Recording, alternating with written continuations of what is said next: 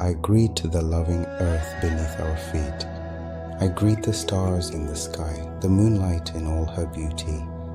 And I greet you, dear listener. You honor me with the gift of your company this night. Congratulations for making it through another day. Whether you come tired, restless, or curious, the night has made space for you.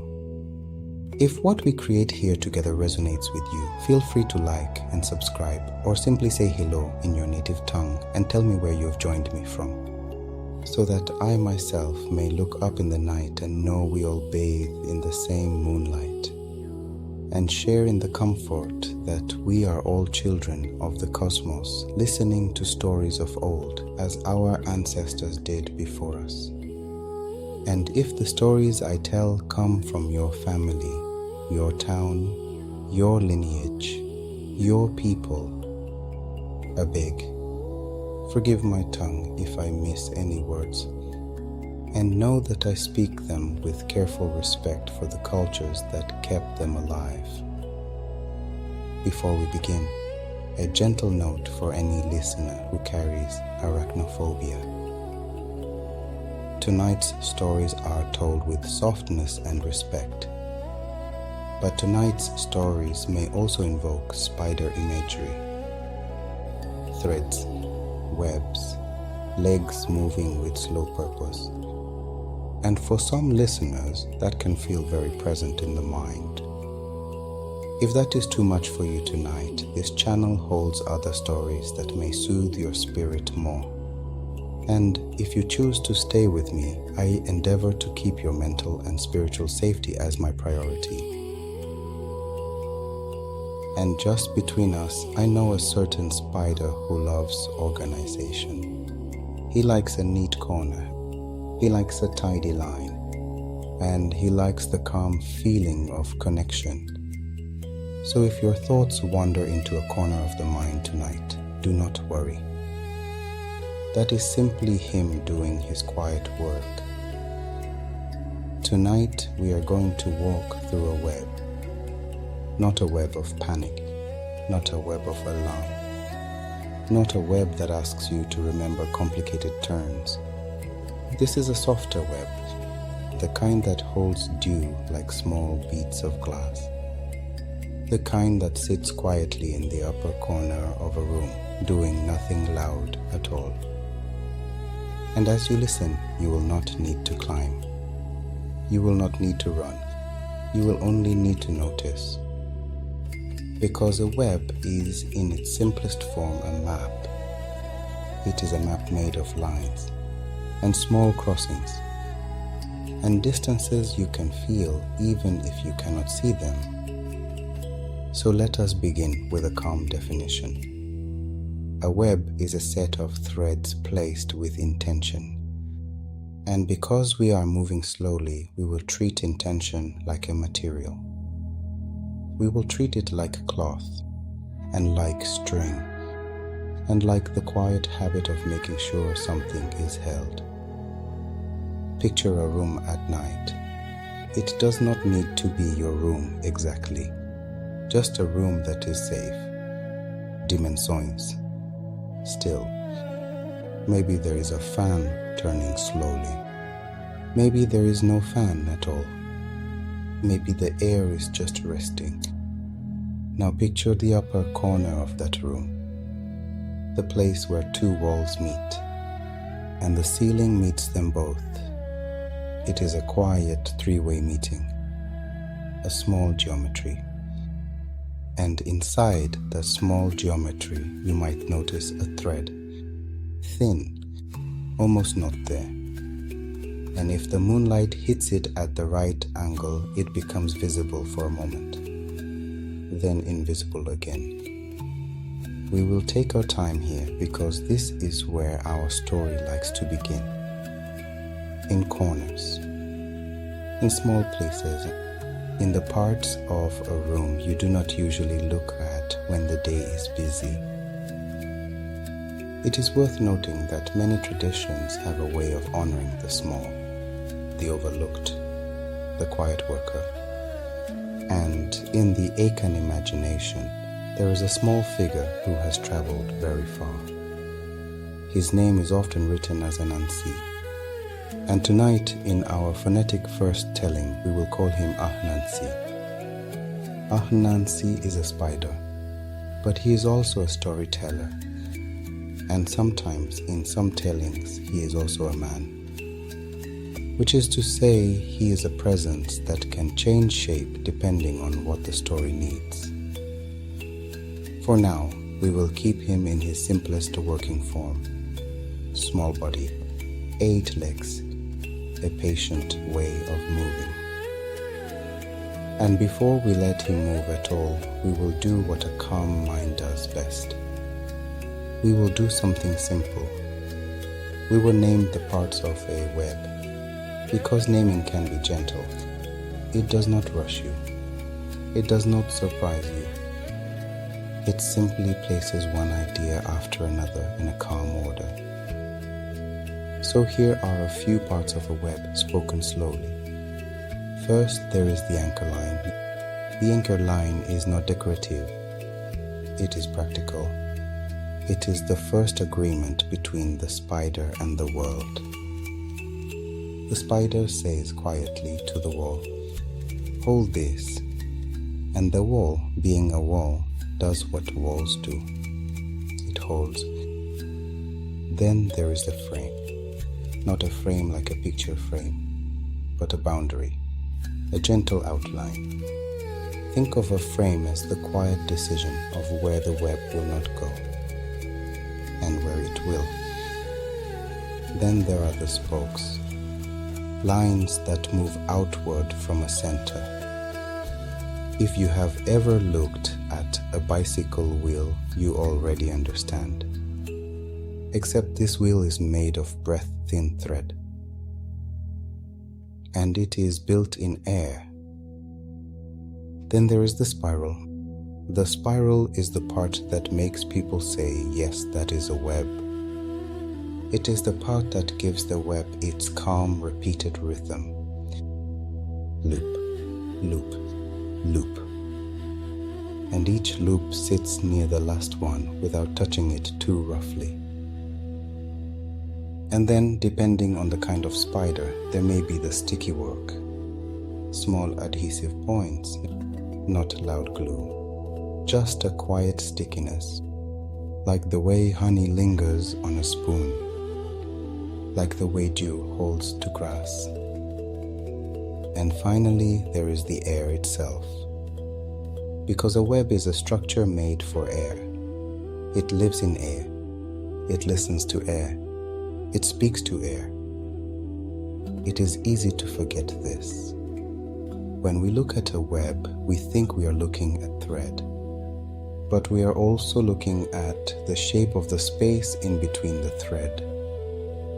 And this is where Ananse becomes interesting to sit with, because he's a storyteller of the space in between.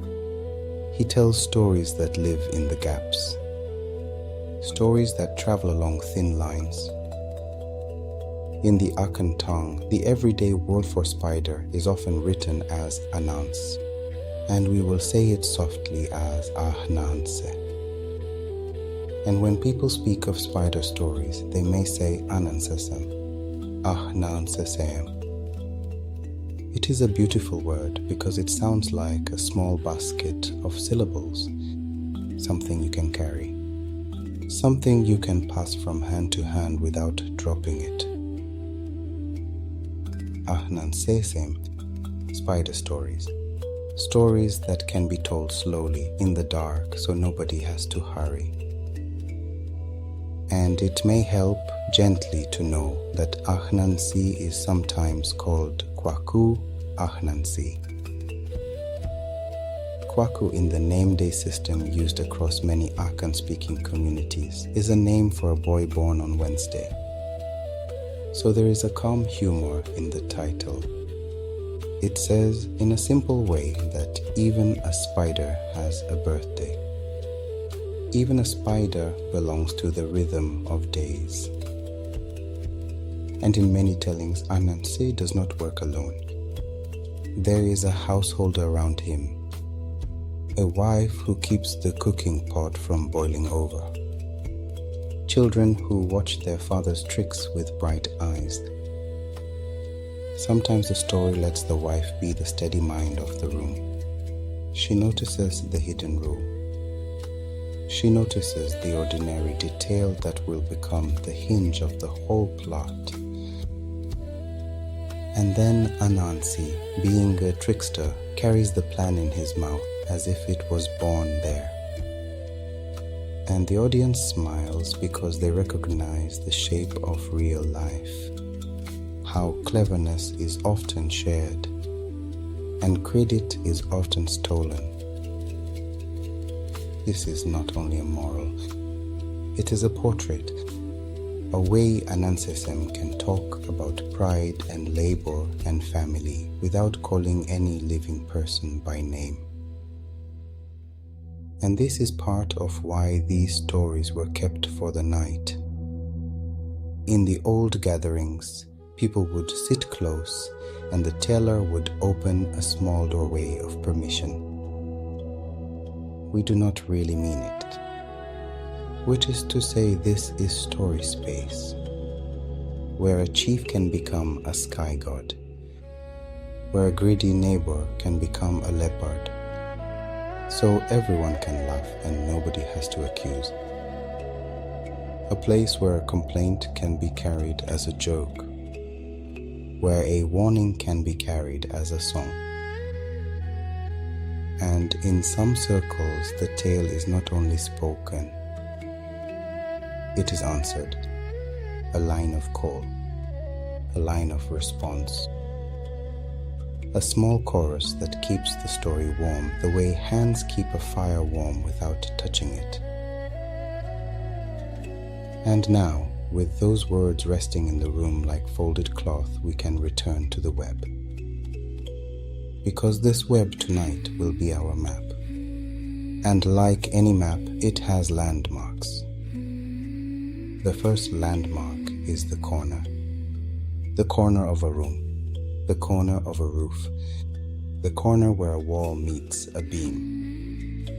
And in the mind there is also a corner, the corner where a thought rests when you stop chasing it, the corner where a memory goes quiet.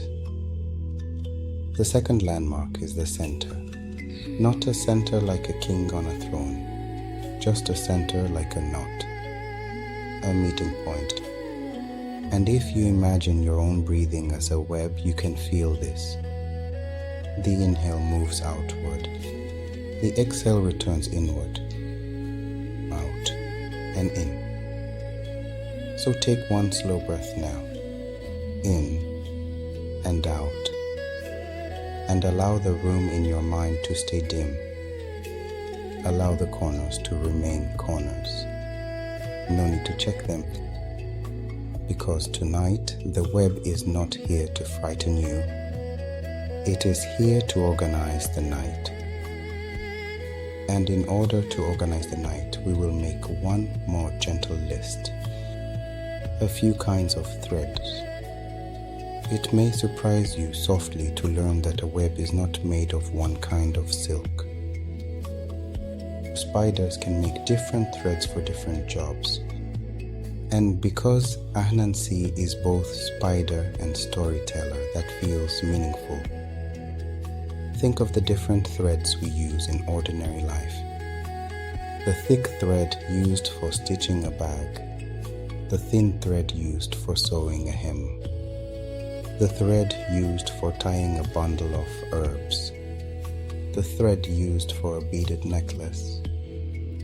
And now slowly translate this into spider work. There's a thread for strength, the kind you can anchor to a wall.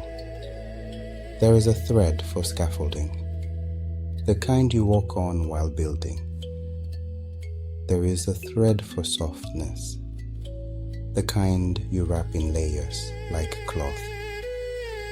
And in some webs there is a thread for stickiness.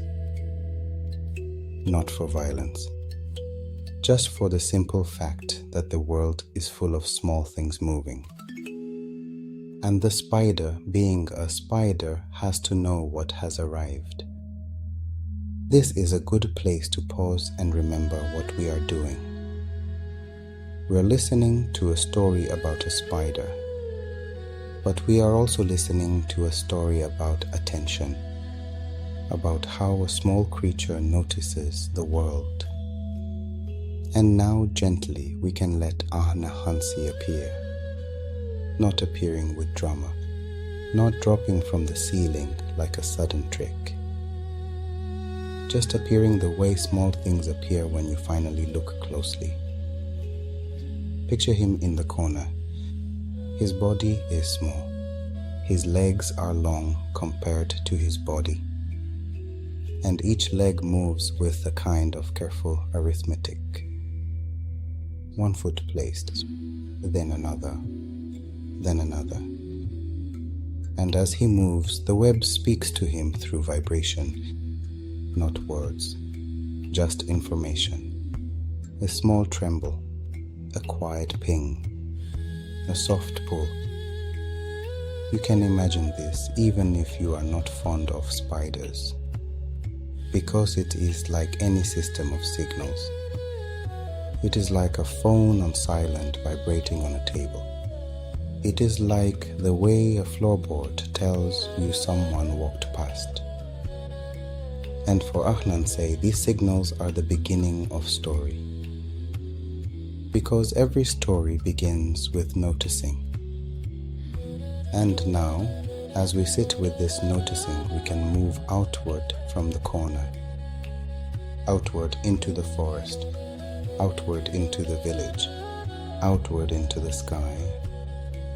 Because one of the most well-loved Anansi stories begins with a simple administrative problem. Who owns the stories? In many tellings, the answer is that the stories belonged at first to the sky god, whose name is often written as Nyame, and we will say it softly as Nyame.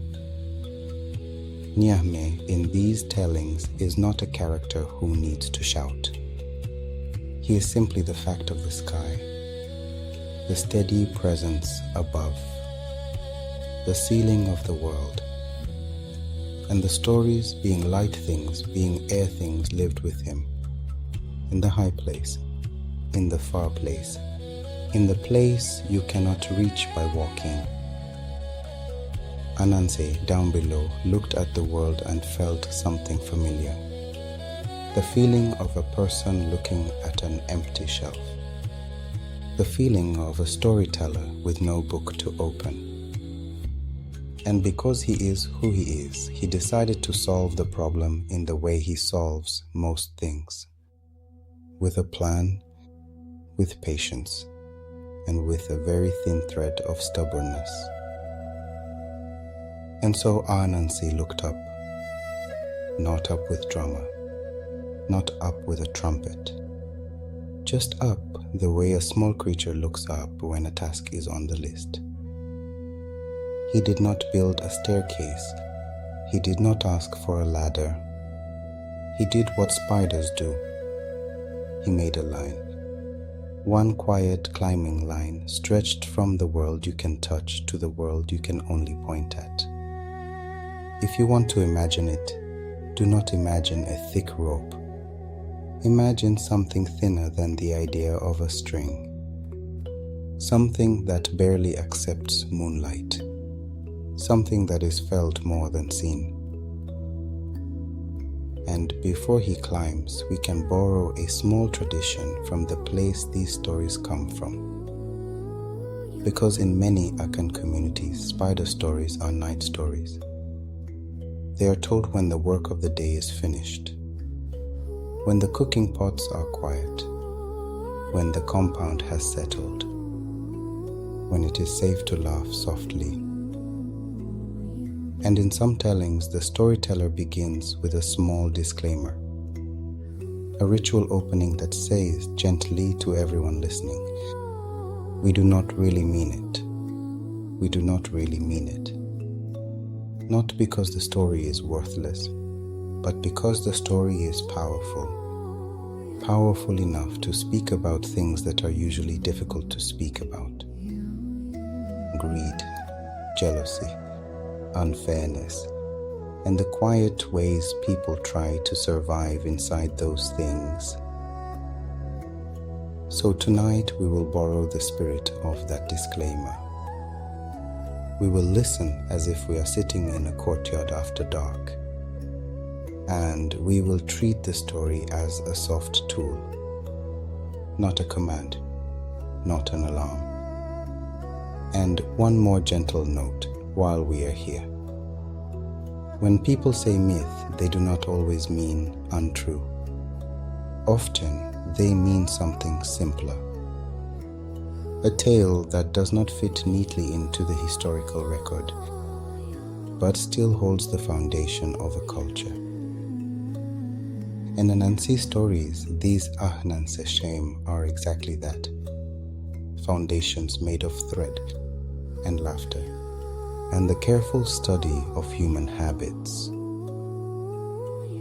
So now, with the night settled around us, we can watch Anansi begin his climb. He anchors the line. He tests it once. He tests it again. And then he begins. One leg and then another. The feeling is not like walking on a floor. It is like walking on a promise. The line flexes. It sways. It gives a little, and then it returns to its shape. Imagine the air changing as he rises. Below, the smells of earth and cooking smoke, the dampness of leaf, the warm breath of a village at night. And above, the air grows cooler, thinner, cleaner, until the world begins to feel like a ceiling. And that ceiling has a name. In many tellings, the name is Nyame. Nyame, the sky. Nyame, the one who holds the high place. And in some tellings, you may hear another name nearby. Nyankohopon or Onyame. Names that circle the same idea like a spiral on a web. Anansi climbs until the air feels like paper, until the clouds feel like cloth, until the line he is on feels like the seam between two worlds. And then, in the story language, he arrives, not at a house made of bricks, not at a gate with guards, but at a place of order. Because the sky in these stories is often described like a court, a place where decisions are recorded, a place where names are filed, a place where stories have a kind of ownership. Picture a calm, open space, not bright, just clear, and in that space a stool. In some tellings, it is a golden stool. And near that stool, a container, maybe a box, maybe a calabash, maybe a gourd with a lid that fits perfectly. And inside that container, the stories. Imagine stories not as pages, but as small living things, like moths folded into stillness, like seeds waiting in a dry season. Some traditions call these the sky god's stories, Ananse-Sem or Ananse-Sem. And later, after Anansi does what he does, they become spider stories, Ananse-Sem. But for now, in the sky, they are still the sky's property. And the story tells us that Anansi does something that is, in a calm way, very bold. He asks to buy them. He asks for ownership. He asks to take the whole archive home. And if you imagine Nyame looking down at this, you can imagine a quiet amusement. Because in the sky a spider is small. His body is the size of a thumb. His voice is not the voice of thunder. And yet here he is making a request like a chief. Nyame laughs. In the story, it is not cruel laughter. It is the laughter of someone hearing a small creature speak with a big mouth. And then Nyame does what many elders do in many stories. He turns the moment into a lesson. He says, in effect, if you want them, you can have them, but you must pay. And because this is a myth, the payment is not coins. It is a task list, 4 items, and each item is something larger than a spider. Nyame names the first, Onini, Onini, the python, long body, slow power, the kind of animal that does not need to hurry because it has time. The second, Osebo, Osebo, the leopard. And in some tellings you may hear tiger in this slot, but we will keep the shape of the idea. A strong cat, a quiet hunter. The third, Mmoboro, Mmoboro, the hornets. Many small bodies moving as one body. The sound of wings like dry leaves rubbing together. And the fourth, Mmoatia, Mmoatia, the forest spirit, sometimes described as small, quick, difficult to see. And Nyame says, bring me these 4, and the stories are yours. And now we arrive at one of the calm secrets of these tales. The spider does not fight. The spider plans. Anansi bows. He says yes as if the list is ordinary. And then very politely he turns around. And he begins the long walk back down his own thread. And as he climbs down, you can almost hear it. The quiet sound of thinking, not loud thinking, not anxious thinking, just the patient rearranging of ideas. Because for a spider, a plan is just another web. And so the first thing he does is return home. Because every plan needs a table, and every table needs a light. And in a village at night, the light is usually small. It might be a lamp. It might be a coal ember. It might be the thin glow of the moon on a calabash rim. Picture Ananse returning to a place that is ordinary. Not a palace, not a shrine, just a corner that belongs to him. And in many stories, he does not return alone, because he has a household, he has family. And when a story wants to remind you that tricksters are still domestic creatures, it introduces the wife. Some tellings call her Aso, others give other names. But the shape of her role stays steady. She is the one who keeps the pot from boiling over. She is the one who remembers who must be greeted. She is the one who knows the map of social life. If you want to picture her without making her too sharp, picture her hands. Hands that fold cloth. Hands that tie knots.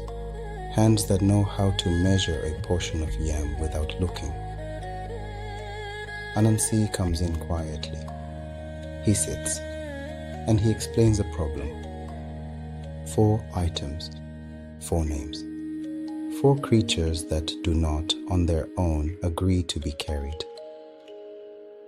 And also listens the way a good listener listens, without interrupting. And when he finishes, she does not panic. She does not say impossible. She does something quieter. She begins to sort. Because sorting is the first tool of survival. Sorting and naming and placing things in a sensible order. She says, in effect, start with the one who believes he is already the longest. And Anansi understands, because vanity is a kind of rope, and a rope can be tied. So, in the morning or in the late afternoon, depending on the telling, Anansi goes to look for Onini. And we can slow down here because the python is not just a character. The python is a lesson in length. Picture the forest, not a bright forest, just a forest with many layers of green stacked quietly on each other. The canopy above is a roof, the understory is a hallway, and the leaf litter is a soft floor. In that leaf litter there are lines, fallen branches, roots, vines, and sometimes a long body resting where the sun reaches down in patches. Onini does not move like a bird. He does not move like a goat. He moves like a river deciding to shift its bed. His scales hold the light differently as he breathes. They are not shiny in a loud way. They are quiet, Mmoatia, like old leather. And if you want to be very accurate to the drifting feeling, you can imagine the sound of him as a sound of friction. Leaf against scale, scale against damp earth, the smallest dry whisper. Anansi approaches not from the front but from the side, because a spider knows the value of angles. And then he does something that feels to a listener almost silly.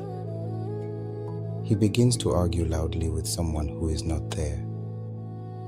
If you have ever heard someone practicing a speech in an empty room, you understand. He says loudly, "He is long."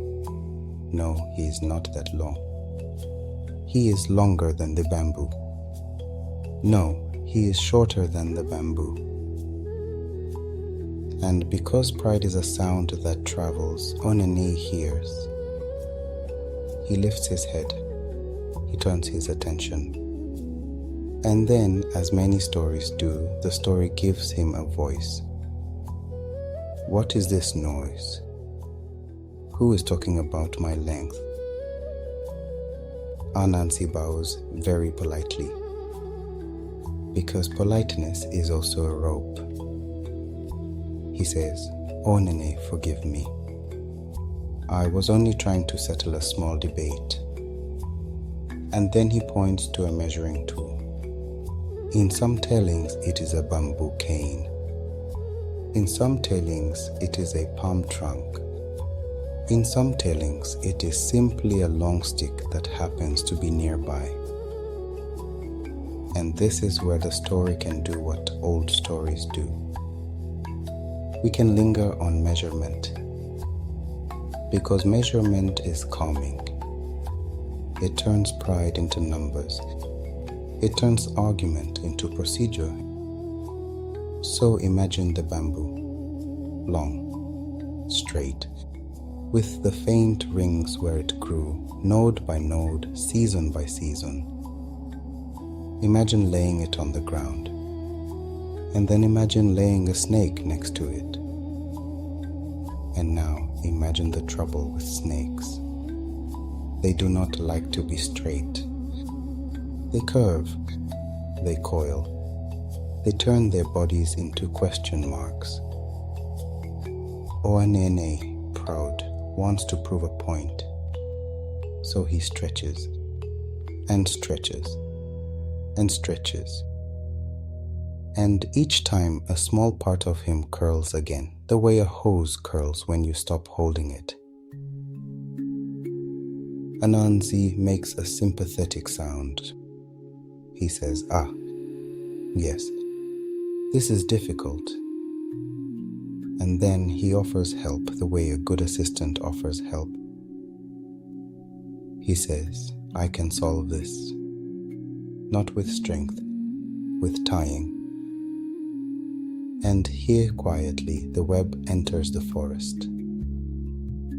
Anansi has thread. And even if you do not like to picture a spider making thread, you can picture thread itself. You can picture the spool of thread in a tailor's hand. You can picture a woman tying a headscarf. You can picture a knot on a bundle of firewood. And now picture that same idea but made from silk. Thin but strong, soft but stubborn. Anansi begins to tie Onini to the bamboo. Not roughly, just thoroughly. First a loop near the head, then a loop further down, then another, and another. And because we are in documentary mode, we can name what is happening. It is a binding, a measurement binding, a procedure binding, a binding that is said to be temporary for the sake of accuracy. And Onini, still proud, allows it. Because pride makes you cooperate with your own trap. And when the tying is complete, the story does not need to shout. The story only needs to let you notice that a python tied to a bamboo is no longer a python in charge of his own movement. Anansi thanks him politely. And then, like an efficient clerk, he carries the first item on the list. If you want a soft image, imagine that he has a bag, a woven bag, or a magical bag, or simply the story's permission to move big things with small effort. Either way, the first item is done. And this is a good moment for a tiny recap, the way a slow storyteller recaps. Anansi has gone to the sky. He has accepted a price list. And now he has completed one item using the gentlest weapon in his toolkit, language. And now he turns to the second item, Osebo, the leopard. And because the leopard is a creature of paths, Anansi begins with the path. He does not begin with the leopard's teeth. He begins with the ground. Because the ground is honest. The ground is predictable.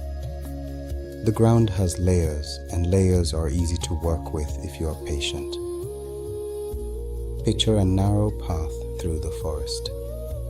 Not a road, just a path, the kind that is made by repetition.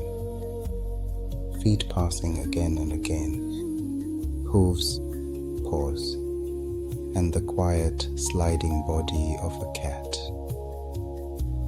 This path has a smell, sun-warmed dust, crushed leaf, the faint sourness of fruit that has fallen and begun to soften.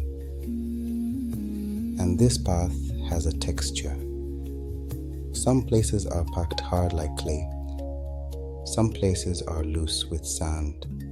Some places are dark with dampness where shade stays all day.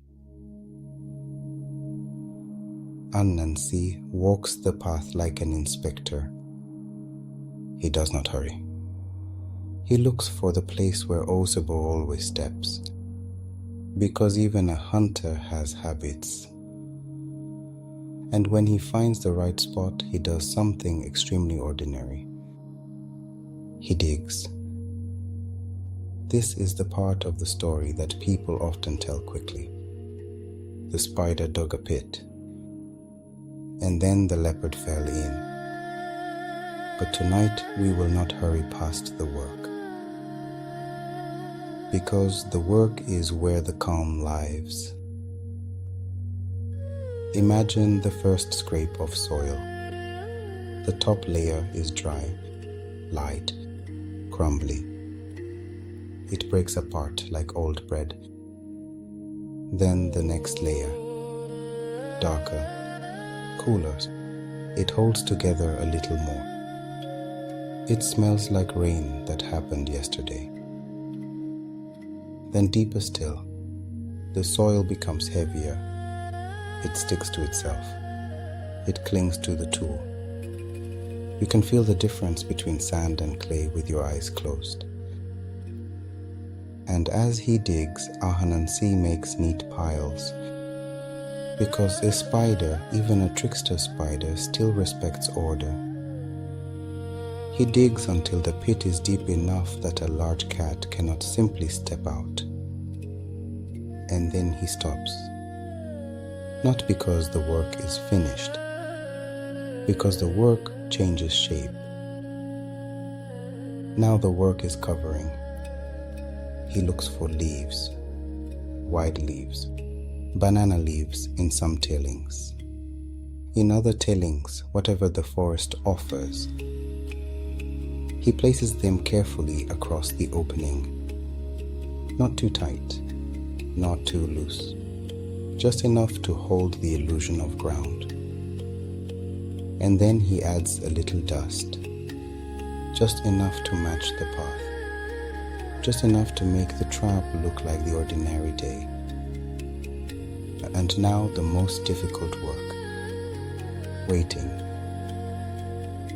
Anansi waits near the path, but not on the path, because he knows the value of being slightly to the side. Time passes. The forest shifts its light. Birds do their small paperwork in the branches. Insects make their quiet, constant sound. And then, like a shadow that has learned to walk, Osebo arrives. If you are picturing him, do not picture a leap. Picture a glide, the soft placement of pose, the calm confidence of a creature that believes the path belongs to him.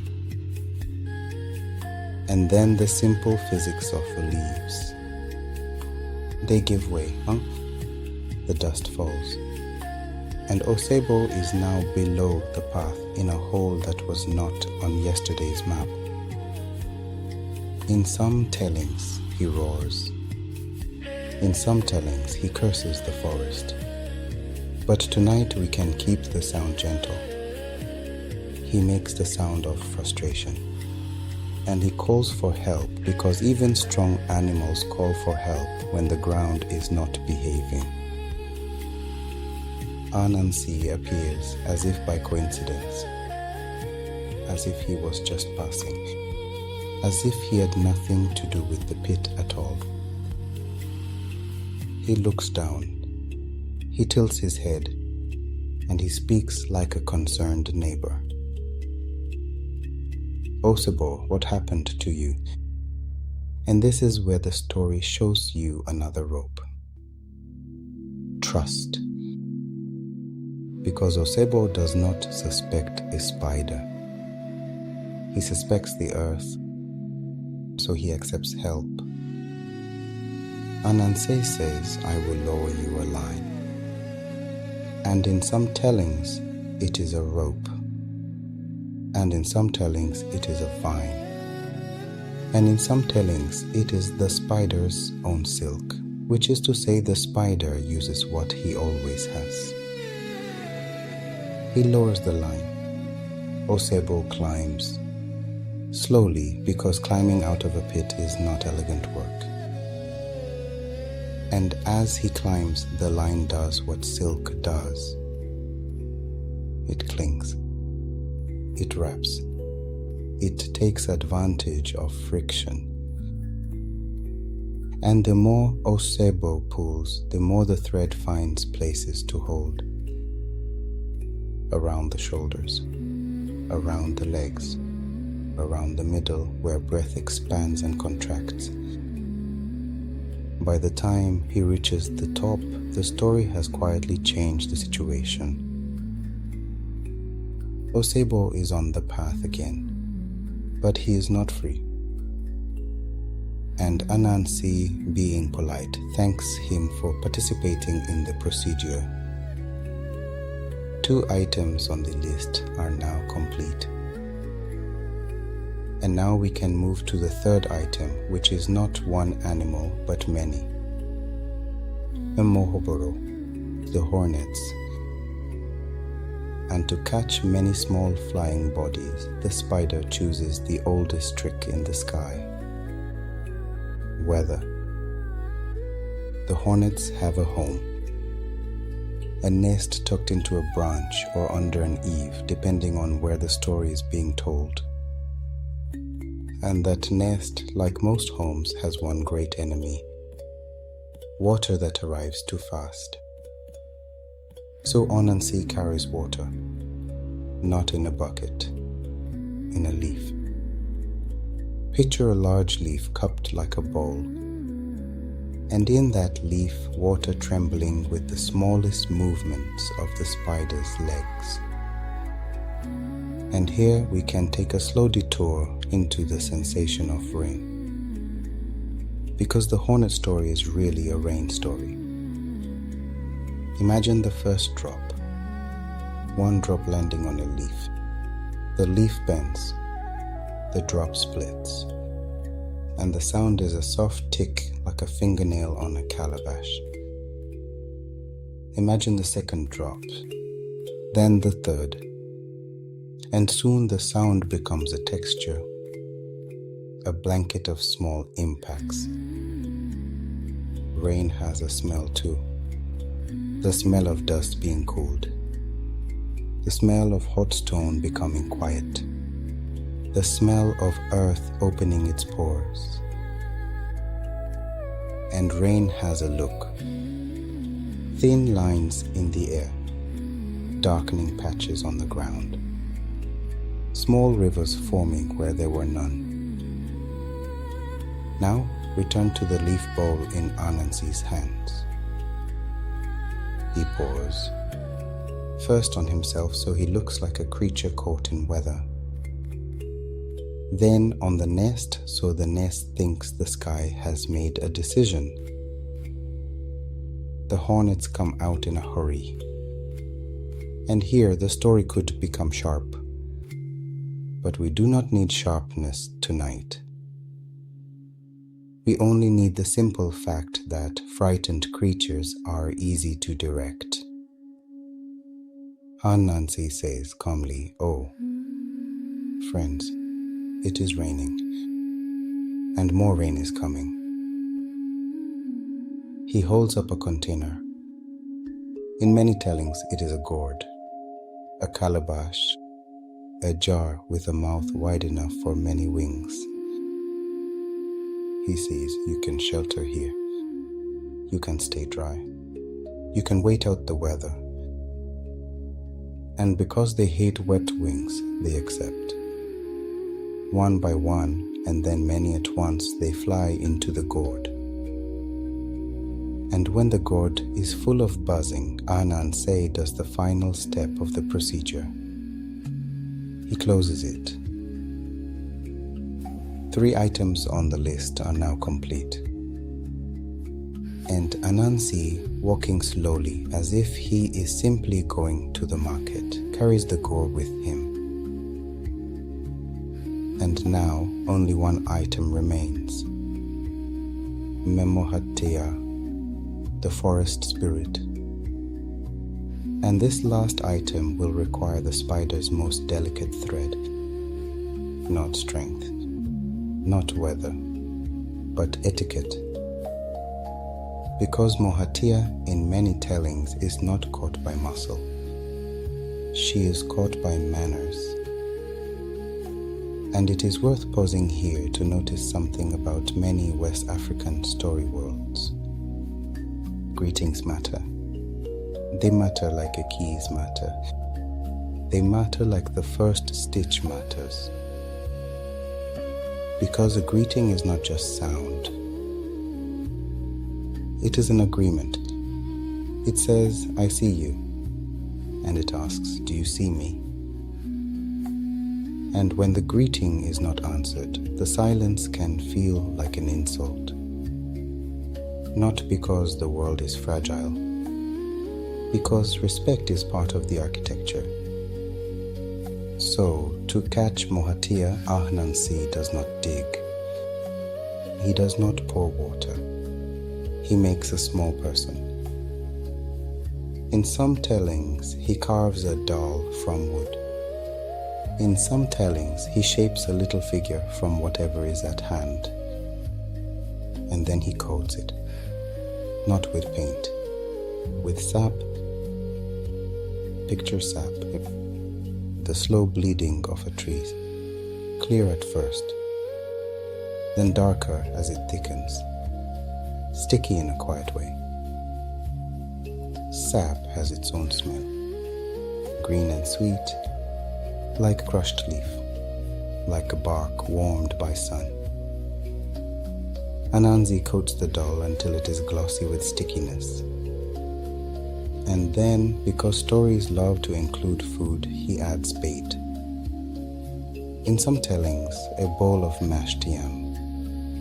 Soft, warm, the kind of food that smells like home. He sets the doll on a path where a Mmoatia is known to travel. And now the forest does its own waiting. A Mmoatia appears the way small spirits appear in stories. Not with thunder, with a shift, with a tiny change in the air. She sees the food. She sees the doll. And because she's a social creature in a social world, she greets. Good evening, she says. And the doll says nothing. Mmoatia tries again. Good evening. And again, silence. Now, this is the hinge of the trap. Because silence can be a mirror. It shows you what you bring to it. Mmoatia brings pride and impatience and the belief that a greeting must be answered. So she speaks sharply. Are you too proud to answer me? And the doll, being sap and wood, still says nothing. So Mmoatia does what many people do when they feel disrespected. She strikes him. And because the doll is sticky, her hand stays. And now, because she is angry, she uses the other hand. And that hand stays too. And now, because the story is a story, it becomes a slow escalation. A lesson in how anger makes you add more of yourself to a problem. She kicks. And the foot sticks. She kicks again. And that foot sticks too. And now Mmoatia is held by her own insistence. And this is where the spider enters. Anansi steps out from wherever he was waiting.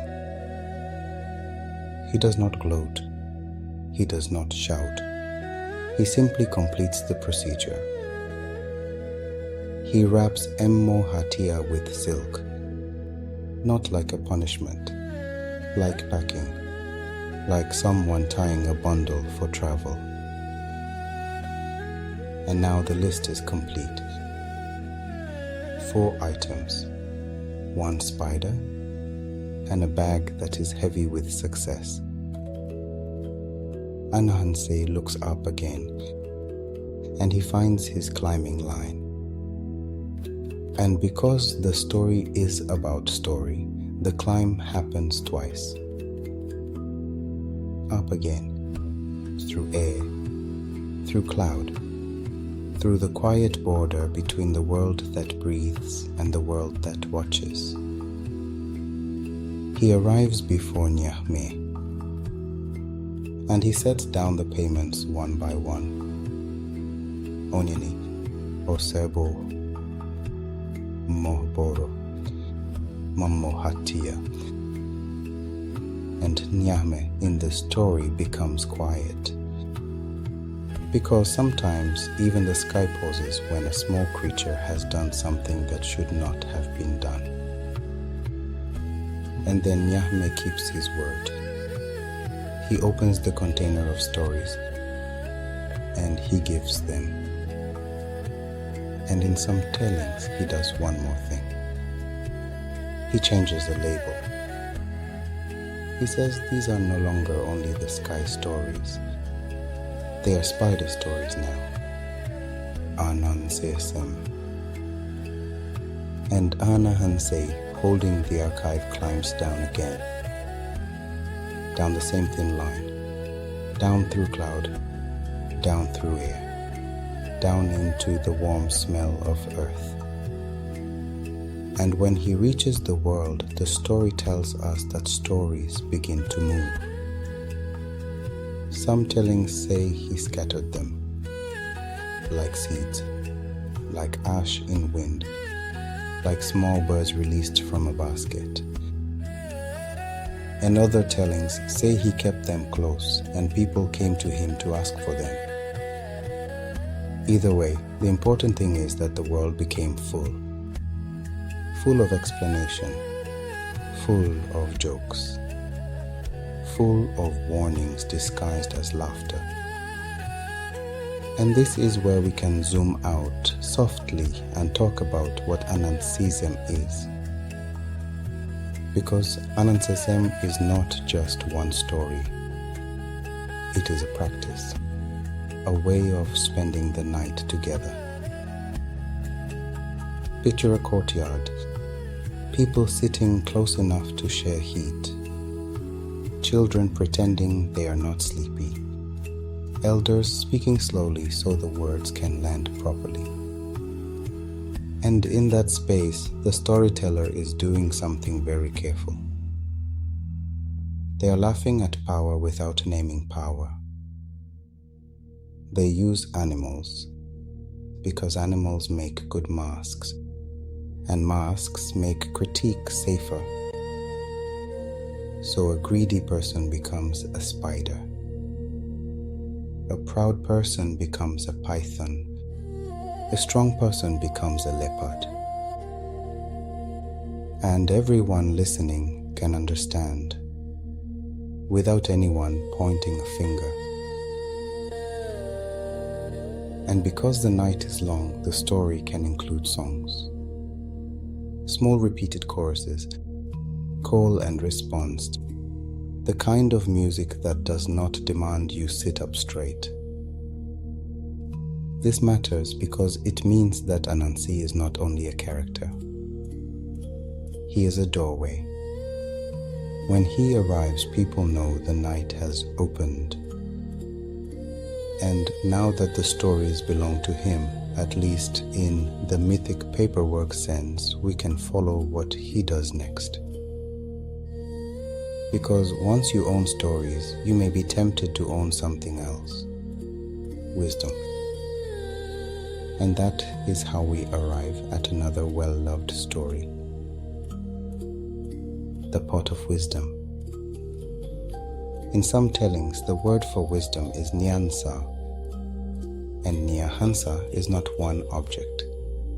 It is not a single stone you can put in your pocket. It is more like a handful of small things, practical things, social things, quiet things you only learn by watching. And because Anansi has just become the owner of stories, he begins to think in the way a trickster thinks. If stories can be owned, perhaps wisdom can be owned too. So the story says that he decides to gather it. All of it. And if you want to picture this in a soothing way, picture a person cleaning a courtyard at the end of the day. Not with anger, with routine. He sweeps. And as he sweeps, the story lets you imagine wisdom like dust that can be gathered. Some of the dust is the wisdom of cooking. How long to stir, when to add salt, how to know the soup is done without tasting it. Some of the dust is the wisdom of farming, where the yam likes to rest in the soil. How to read the clouds, how to listen for rain without looking up. Some of the dust is the wisdom of cloth, how to hold a thread steady, how to count a pattern without losing your place, how to weave a symbol of sun and moon into something you can wear. In some places, these symbols are called adinkra, and the cloth itself, bright and heavy with history, is kente, words that feel like fabric in the mouth. Some of the dust is the wisdom of language, how to greet properly, how to apologize without making a scene, how to make a joke that cools a room instead of heating it. And some of the dust is the wisdom of silence, how to stop talking when your mouth wants to run, how to let a person save face, how to leave an argument before it grows legs. Anansi gathers this dust of wisdom into a container. In some tellings, it is a clay pot. In other tellings, it is a gourd. But always, it is something round, something you can carry, something with a mouth that can be sealed. And when the container is full, he looks around and thinks the next trickster thought. If I hide this, then no one else will be wise. And if no one else is wise, I will always win.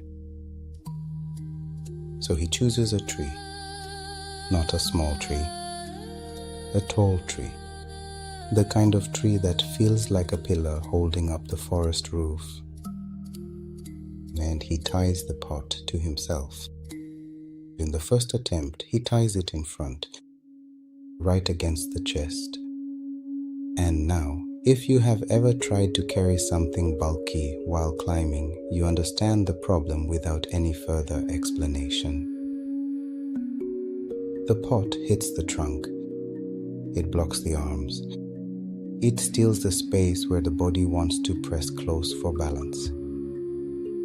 Anansi tries anyway. He climbs a little. He slides back.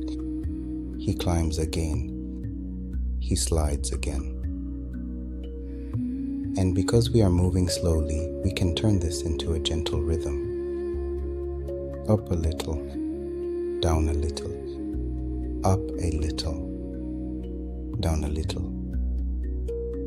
The forest watches. The pot hangs in front like an inconvenient moon, and the spider's pride begins to sweat. And then, in many tellings, a small voice speaks from below. It is his son. Intikuma. And the son says in plain language, Father, why don't you tie it behind you? And the story pauses, because this is the exact moment when the moral arrives quietly in the room. Anansi stops. He hangs there, and he realizes something that tastes bitter to a trickster. Even with a pot full of wisdom, he does not have all wisdom. And here the story gives him a feeling that many people recognize. The feeling of being corrected by someone younger. The correction is not cruel. It is sensible, but it still pricks. And so, depending on the telling, Anansi becomes angry, or embarrassed, or both. And he does what he sometimes does when he cannot control the shape of the world. He breaks the container. The pot falls. It hits the ground, and it cracks. And now the story becomes an explanation. Wisdom spreads. Some wisdom is taken by the wind and caught in hair. Some wisdom is washed into the river and carried to other towns. Some wisdom settles into the soil like fertilizer. And because the world is a web, it does not fall in one place. It distributes. It clings to different threads. It ends up in unexpected corners. And this, the story tells us, is why wisdom belongs to everyone. Not evenly, not perfectly, but widely enough that no one person can lock it away. And as you listen to this, you can feel the quiet lesson hiding inside it. You do not have to hold everything in your mind. You do not have to carry the whole pot.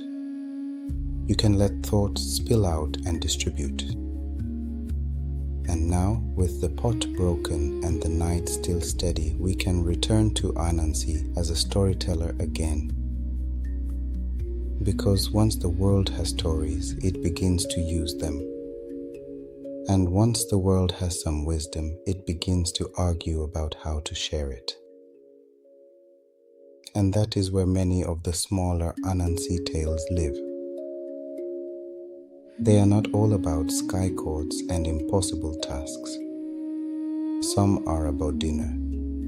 Some are about jealousy. Some are about the awkward moments when a trickster meets another trickster. And one of the gentlest places to continue is the table. So imagine now a simple dinner, not a royal feast. Just the ordinary food that makes a body feel looked after.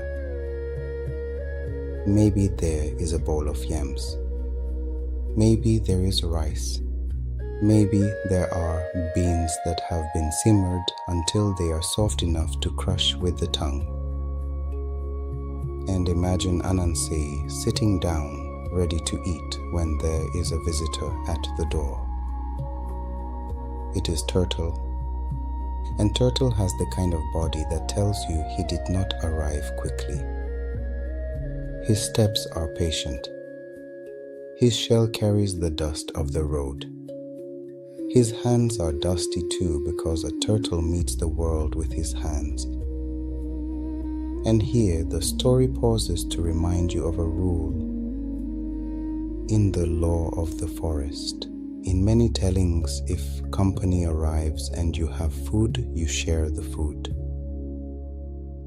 And even Anansi, who loves to bend rules, knows this one. So he smiles. He says, "Come in, Turtle.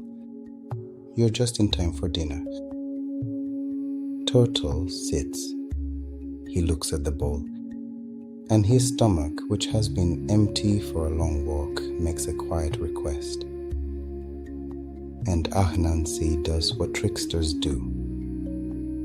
He finds a loophole shaped like cleanliness. He says, "Turtle, your hands are dirty. You cannot eat with dirty hands. Please go and wash them." Turtle looks at his hands. And because Turtle is a respectful guest, he agrees. He crawls away to wash. And the moment he is out of sight, Anansi begins to eat. And you can hear the rhythm if you want to.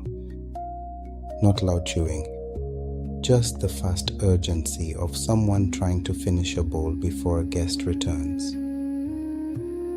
Turtle comes back. He sits down again. He reaches for the food. And Anansi says, "Wait, your hands are dirty again. You crawled back across the floor. Please wash them again." And Turtle, being Turtle, does not argue much. He crawls away again. And again Anansi eats. So when Turtle returns, the table is almost empty. Turtle looks. He blinks slowly, and he says, "Anansi, you ate the food?" And Anansi says something that is technically true, and that is why it is such a classic Trickster line. He says, "Turtle, you are very slow. I had to eat before the food got cold." Turtle leaves with an empty feeling. And as he leaves, the story shows you another quiet truth. Even the slow ones can plan. Because the next day Turtle invites Anansi to dinner. And Anansi, who loves a free meal, comes quickly. But Turtle's house is not on land. It is underwater.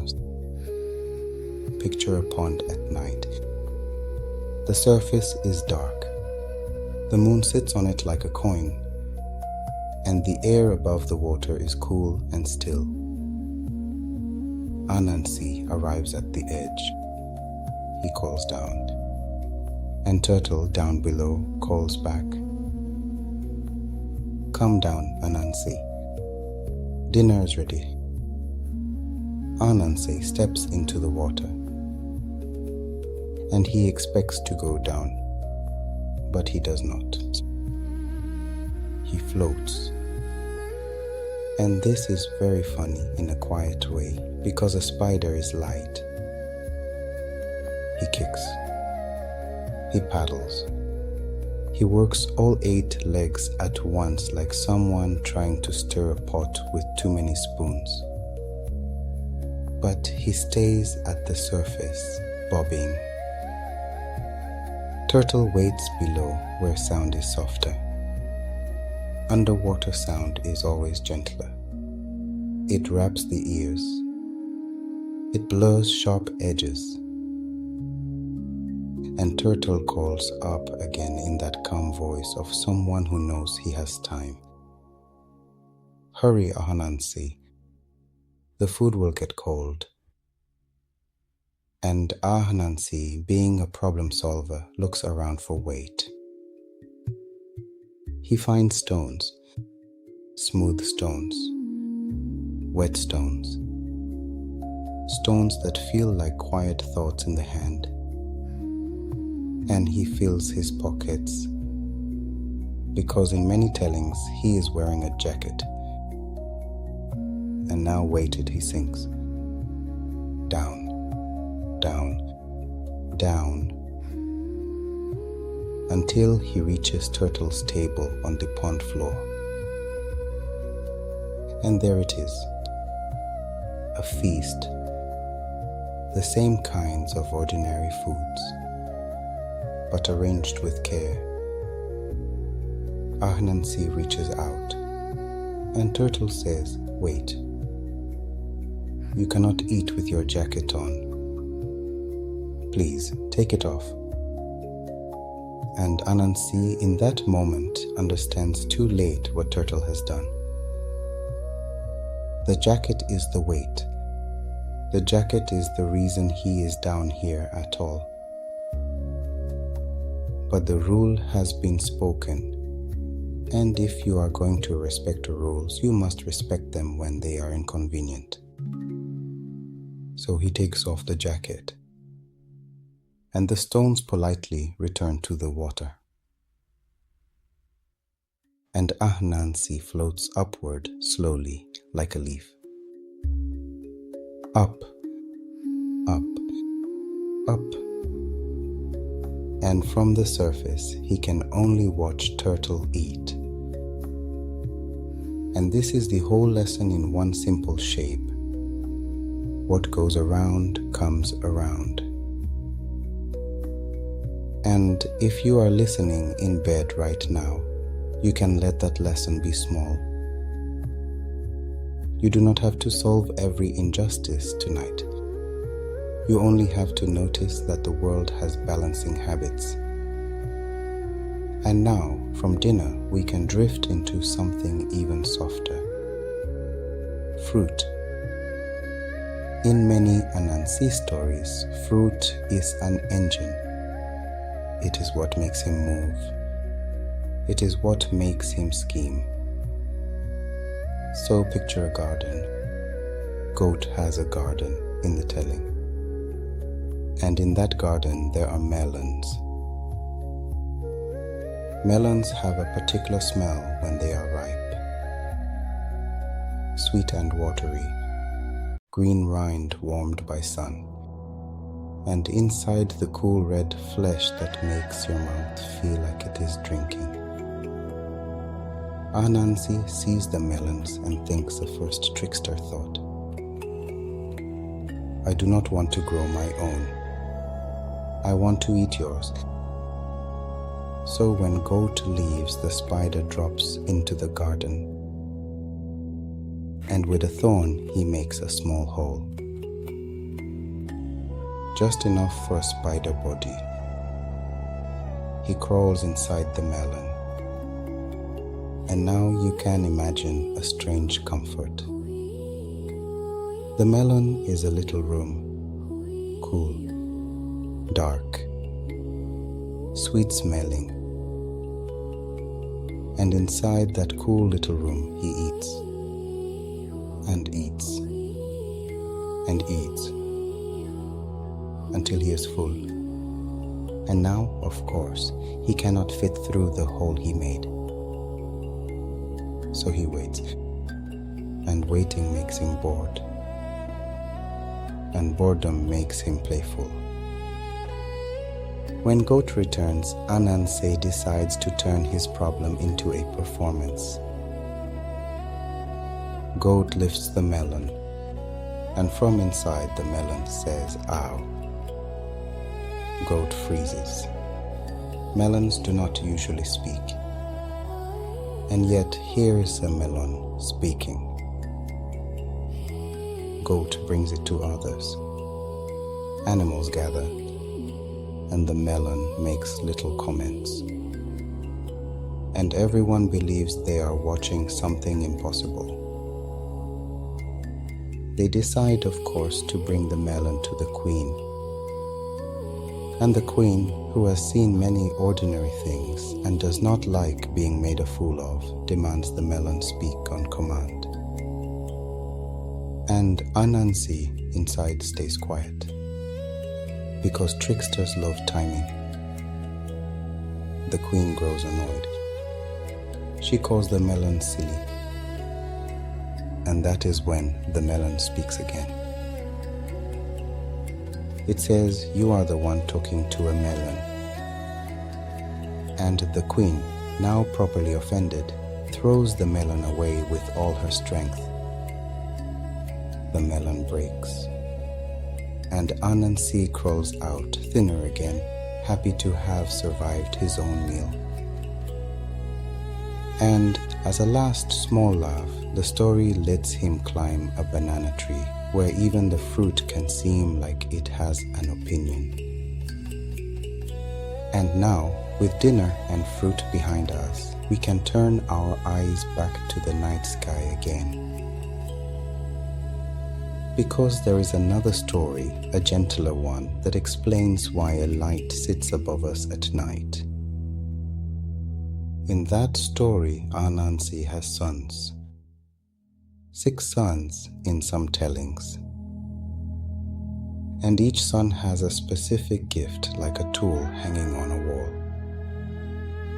One can see trouble from far away. One can build roads. One can drink a river down to the stones. One can skin game quickly. One can throw a stone with perfect aim. and one is soft like a cushion, able to catch a falling body without harm. And one day, Anansi goes far from home and gets into trouble. The details vary. Sometimes it is a fish, sometimes it is a trap, but the shape is the same. He needs help, and the son who sees trouble sees it, and the sons move like a coordinated crew. The road builder makes a path. The river drinker makes a river smaller. The game skinner opens what must be opened. The stone thrower clears the danger in the sky. And the soft one catches the father when he falls back down to earth. And when all is finished, the family is together again, and there is a prize.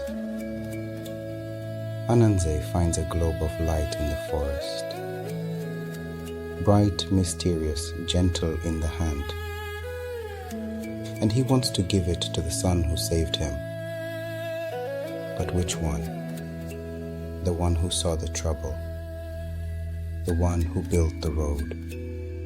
The one who drank the river. The one who skinned the game. The one who threw the stone. Or the one who was soft and made the landing safe. And this is a very human problem hiding in a spider story. How do you divide credit fairly? They cannot decide. And so, in the story, they ask Nyame to hold the light until they can decide. And Nyame, being Nyame, does something simple.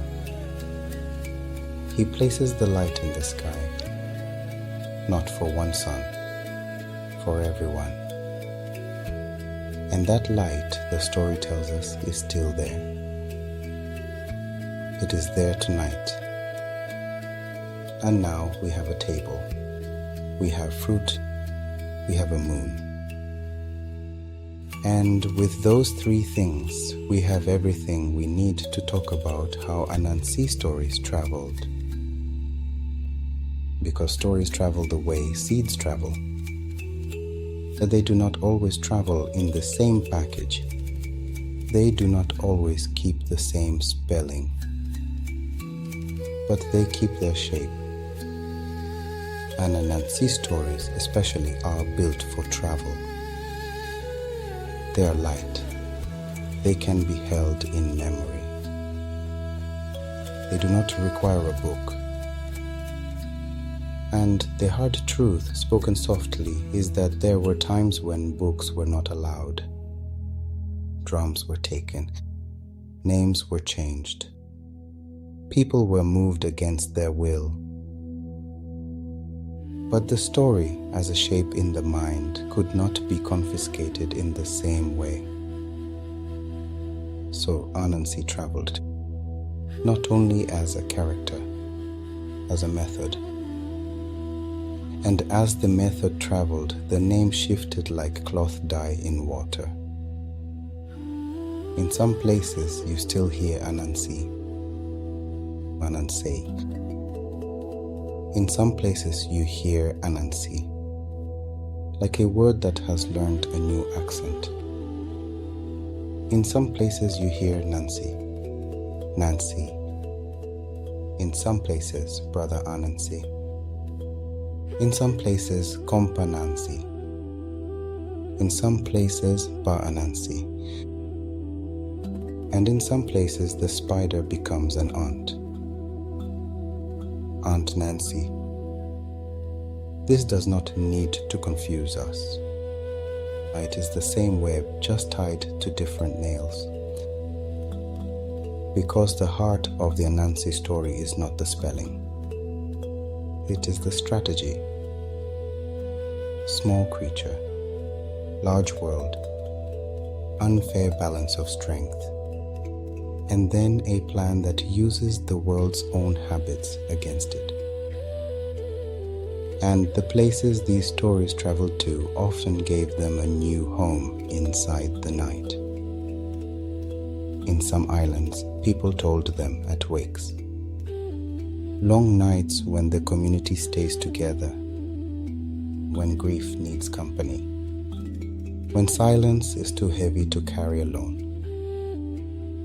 And so the wake becomes a kind of courtyard, like the courtyard back home. And in some places, there was even a name for it: Nancy's Story Night. And this makes sense because Anansi stories were always in their original form after dark stories. Night gives them cover. Night gives them license. Night gives people permission to laugh at what hurts them in the day. And as the stories traveled, the opponents changed too.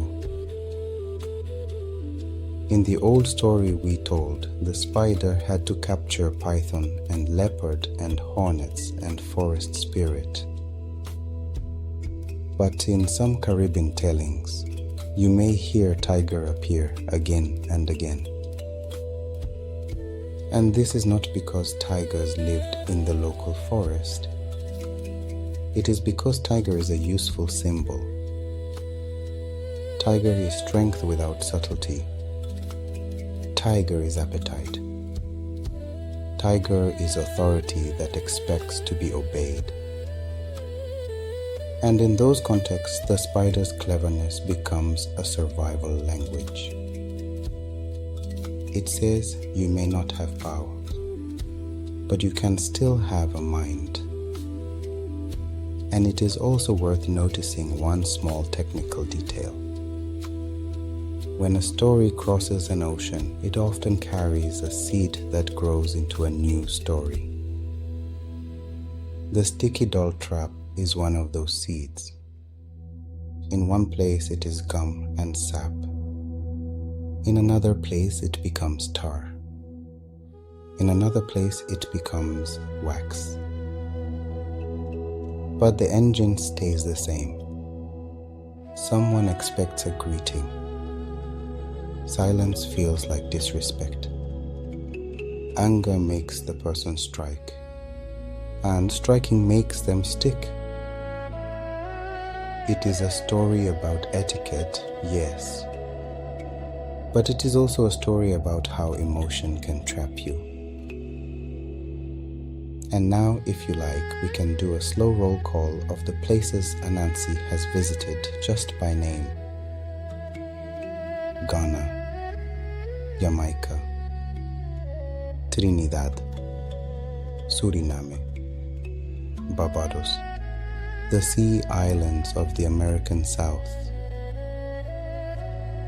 and beyond those into books and theaters and classrooms and small rooms like yours. And while we are speaking of travel, we can notice another travel object. Cloth, because the Ashanti are famous in many accounts for weaving, and weaving is the human version of web making. If you have ever watched someone weave, it is almost hypnotic. Thread passes, thread returns, thread passes again, and slowly a pattern emerges like a sunrise that does not hurry. And in that pattern there are symbols: sun, moon, creation, and the web of the cosmos. So it is not strange that a spider becomes a folk hero in a place where people understand thread deeply. And now, because we are in documentary voice, we can add one small modern footnote. Even scientists have nodded to this spider. There is a group of spiders in modern classification that some researchers named Anansi. And these are sometimes called pirate spiders because they do not always build their own webs.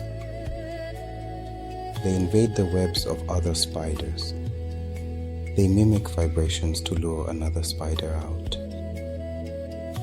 And if that does not sound like Anansi tactics, it is at least a cousin of it. And now, since we are talking about webs in many lands, we can gently return to where we started. The corner. Because a web, whether it is in Ghana or Jamaica or your bedroom, does one quiet job. It connects. And the last thing we will do tonight is make connection feel safe again. So let us come back to the smallest connection, the single thread. Picture the web in the corner again. Not a dramatic web, just a web that has been there long enough to feel like part of the room. And if you want a calm detail, imagine dew. Not heavy dew. Just a few droplets that gathered while nobody was watching. Each droplet sits on the thread like a bead. And each bead holds a tiny version of the room. The ceiling upside down, the wall curved. The faint glow of a lamp broken into a small point.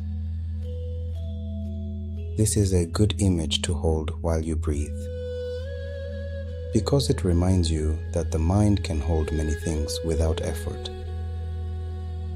One thread, many beads, each bead a tiny world.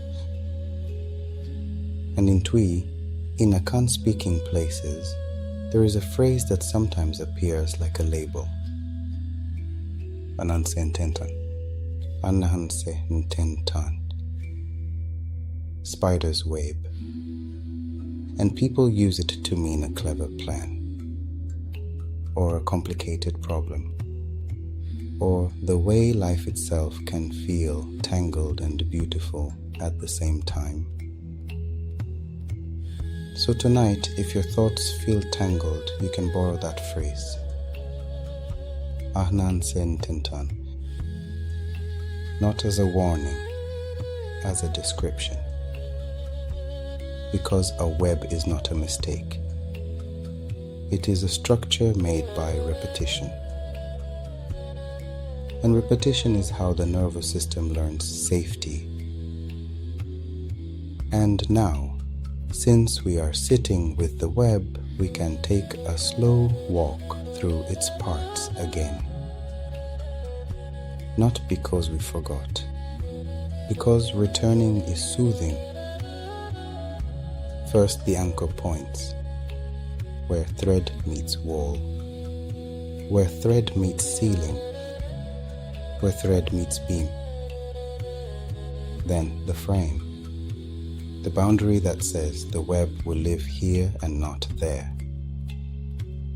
Then the spokes, lines moving outward from a center like quiet rays of a private sun. Then the spiral, loop after loop after loop, like the slow turning of time. And now the knots.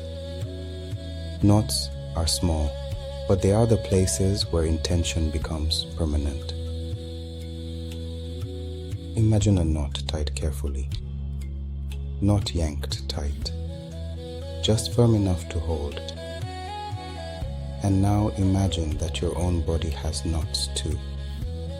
Not literal knots, just places where you hold tension.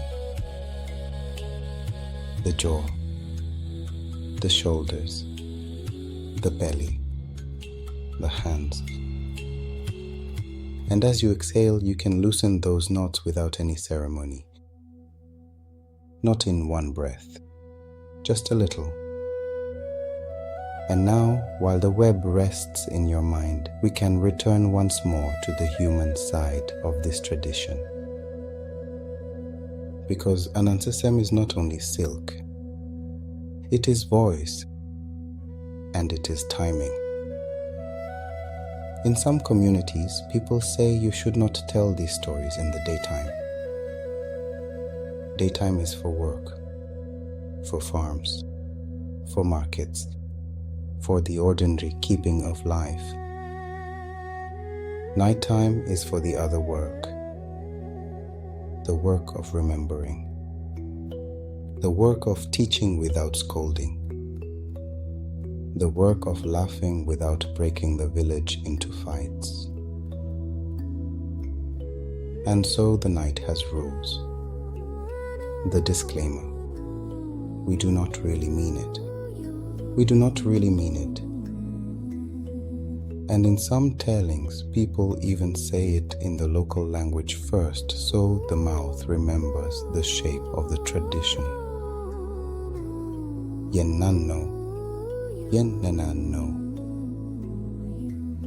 And then the story begins. And sometimes the story pauses for music, a short chorus that everyone can repeat, a line that the children learn without trying. And sometimes a drum echoes the language not just with rhythm but with tone. The atumpan, aktumpan, the talking drum that speaks Twi without a mouse. And you do not need to know the technical details to feel the calming effect. The effect is simply this: the story is not lonely. It is shared. And now, since we are returning to the body and to shared life, we can look at one more set of Anansi tales. The stories that explain why a spider looks like a spider. Because in some accounts, Anansi is not only a character, he is also an explanation for anatomy. There is a story that says this is why the spider has a bald head. In that telling, Anansi is supposed to be working, but he pretends to be sick so he can stay home. And while he is home, he cooks a pot of beans. Beans are comforting. Beans are slow food. Beans teach patience just by existing. And then Anansi hears footsteps, people returning, and he panics about being caught. And the story says he hides the hot beans in his hat and puts the hat on his head. We do not need to linger on pain tonight. We only need the outcome the story wants you to remember. That is why the spider is bald. There is another story that says this is why the spider has a small waist. In that telling, Anansi wants to eat in more than one village at the same time. So he ties ropes to his waist and gives the ends to different friends, saying pull when the food is ready. And then, because greed is never good at scheduling, the food becomes ready everywhere at once. And the ropes pull from every direction. And when the ropes stop pulling, the story says the waist is thin. And the lesson is simple and sleepy. You cannot be in every place at once. You cannot eat every meal. You cannot hold every thread without feeling the tug. And now we are almost ready to end, but before we do, there is one more gentle drift we can make. The drift from tradition into the modern day. Because Anansi stories did not stop when paper arrived. They moved into books, into plays, into radio voices. And in some places, elders deliberately kept telling them in the language people actually speak at home, so the language itself would not be shamed into silence. And that too is a kind of web. Language holds people. Accent holds memory. And a story told slowly can hold a whole history without having to lecture you. So now, dear listener, let us do the final return. Return to the corner. Return to the web. Return to the dew beads. And as you breathe, let your thoughts become smaller. Not fewer necessarily, just smaller, like beads instead of boulders. In and out. And if you notice one thought tugging at another, you do not have to fix it. You can let it be a web for now. Ananse-Sem. And somewhere in the quiet, the spider keeps doing his work without asking you to participate. The anchors hold, the spirals rest, the dew beads settle, and the night goes on. Rest now. And if you are still listening, we can let the night continue in the same calm way. Because a quiet story does not have to end the first time it says rest. It can circle back like a spider returning to the center of the web to check the lines again. So let us return once more to the idea of weaving. In some accounts, the Ashanti are described as master artisans.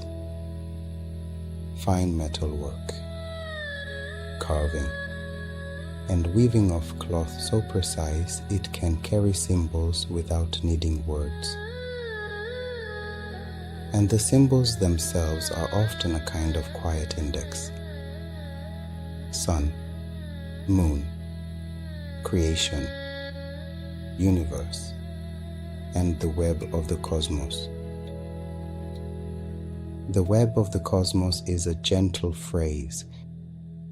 It suggests that the world is not only a place of separate objects. It is also a place of lines, relationships, invisible threads between people, between events, between small choices and large outcomes. And if you want to picture that without effort, picture cloth. Cloth is made of many threads, but it feels like one piece. You do not have to see every thread to feel the warmth. So imagine a loom, wooden frame, threads stretched tight like quiet strings, the shuttle passing back and forth, back and forth, back and forth. And if you listen to the loom in your mind, it becomes a soundscape. Soft tapping, faint sliding, thread under tension doing its patient job. This is one way to understand why the spider becomes more than an insect in these traditions. Because the spider is the original weaver. And in some theological language, you may even hear a phrase like the great spider. Anansi koroko. And you do not have to decide tonight whether that is religion or poetry. You can let it be a quiet compliment. The great weaver. And if you open a calm map of Akan cosmology, you may see other names near the sky. Nyame above, Ahsa-Seya below earth, and Odo Mankoma, the sense of creative making. We will not lecture. We will only notice that these names create a triangle. Sky, earth, making, and between sky and earth there is often a messenger figure in stories, someone who carries words between worlds. And the Anansi with his climbing line fits that shape neatly. And now, since we are speaking of triangles and social rules, we can pick up one more tale from the Anansi shelf. One about clothes and reputation, and the strange power of appearances to rearrange how people treat each other. In that story, there is a rich man whose name is nothing. And the story tells you with a small smile that nothing has everything. A big house, fine robes, servants and food, and the quiet ease of not worrying about tomorrow. And nearby there is Anansi who is not rich. In some tellings he is poor because he is lazy. In other tellings he is poor because the world is not fair to everyone. Either way, the contrast is part of the lesson. One day, Anansi invites Nothing to travel with him to look for wives. And on the road, Anansi asks a strange favor. He asks to swap clothes. He wants Nothing's fine robes. He offers his own rags in exchange. Nothing hesitates, because the request makes no practical sense. But Anansi persists, and because Nothing is generous or because he wants to keep a peace, he agrees. And when they arrive, the village sees clothing before it sees character. The women admire the one in fine robes. They ignore the one in rags. And Anansi, wearing wealth like a costume, becomes strangely attractive. But one woman looks longer. She looks past the cloth. She chooses Nothing even when everyone laughs at her choice. And when the path splits and the couples go home, the truth arrives as quietly as a lantern lighting a room. Nothing's house is the palace, and Anansi's house is, in many tellings, a small and disappointing hut. And the story does not need to do much more. The lesson is already standing there in plain clothes. If you choose by appearance alone, you may marry the wrong life. And if you treat people by appearance alone, you may shame the very person who has helped you. And in some later tellings, the consequences of jealousy become sharp. We will not follow that branch tonight. We will leave it in the archive like a file you do not open before bed. And now gently we can return again to the web, because the web is the safest image we have. And if we need more time to settle, we can simply walk the web again, slower this time. So let us do that now. Slowly. Imagine the web as if you are seeing it for the first time, but without any fear. Start at the outer edge. One anchor point on a wall. One anchor point on a beam. One anchor point in the corner where two surfaces meet and agree to hold. Now follow a single line inward. It is thin. It is slightly uneven because living things make living lines. And on that line, a few dew beads. each bead a tiny lens, each lens holding a quiet picture. Now follow the line to the first crossing.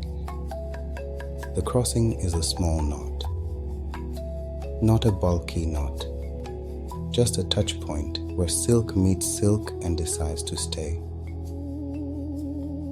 And now, because our mind likes repetition, we can do a small series, the series of knots. There is the knot that holds a frame. There is the knot that holds a spoke. There is the knot that holds the spiral in place, loop after loop. And if you want to feel the softness of this, imagine each knot like a stitch in cloth.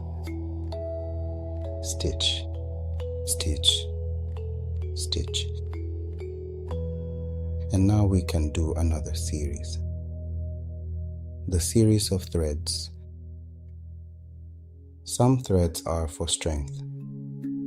You can imagine them like the thick thread in a bag handle. Some threads are for scaffolding, the walkways a spider uses while building. Some threads are for stickiness, small points of quiet adhesion meant to hold information, not to frighten you. And now we can do the series of corners. Because corners are where Anansi lives, and corners are also where thoughts go when they are tired.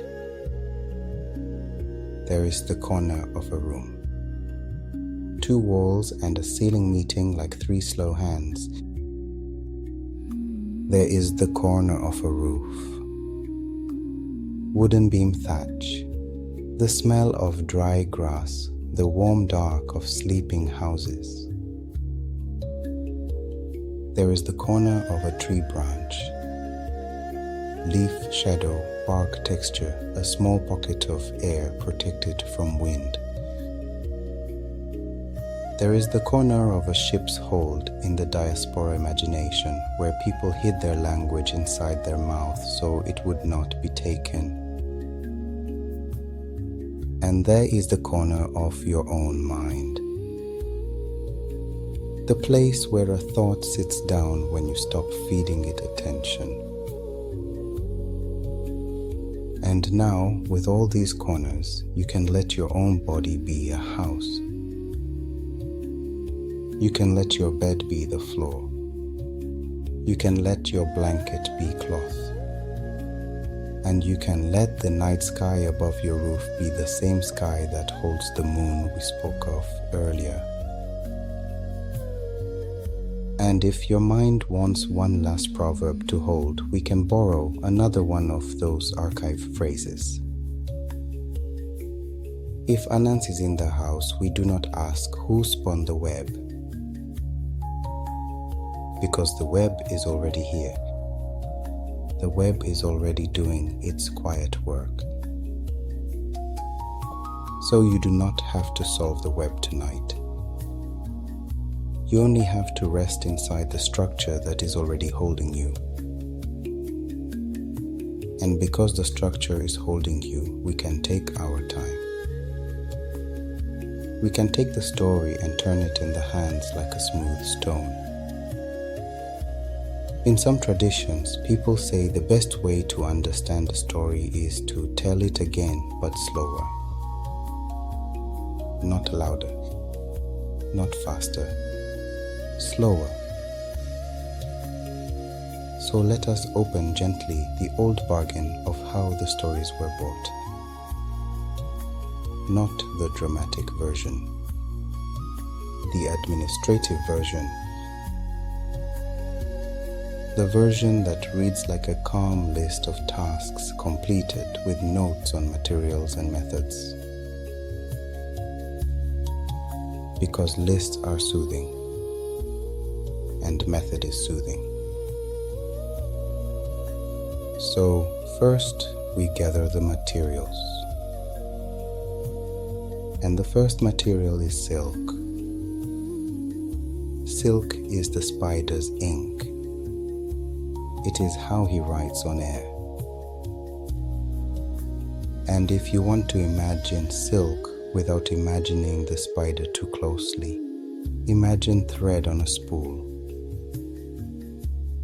Imagine the thread being pulled out steadily, without jerks, without tangles, one quiet length at a time.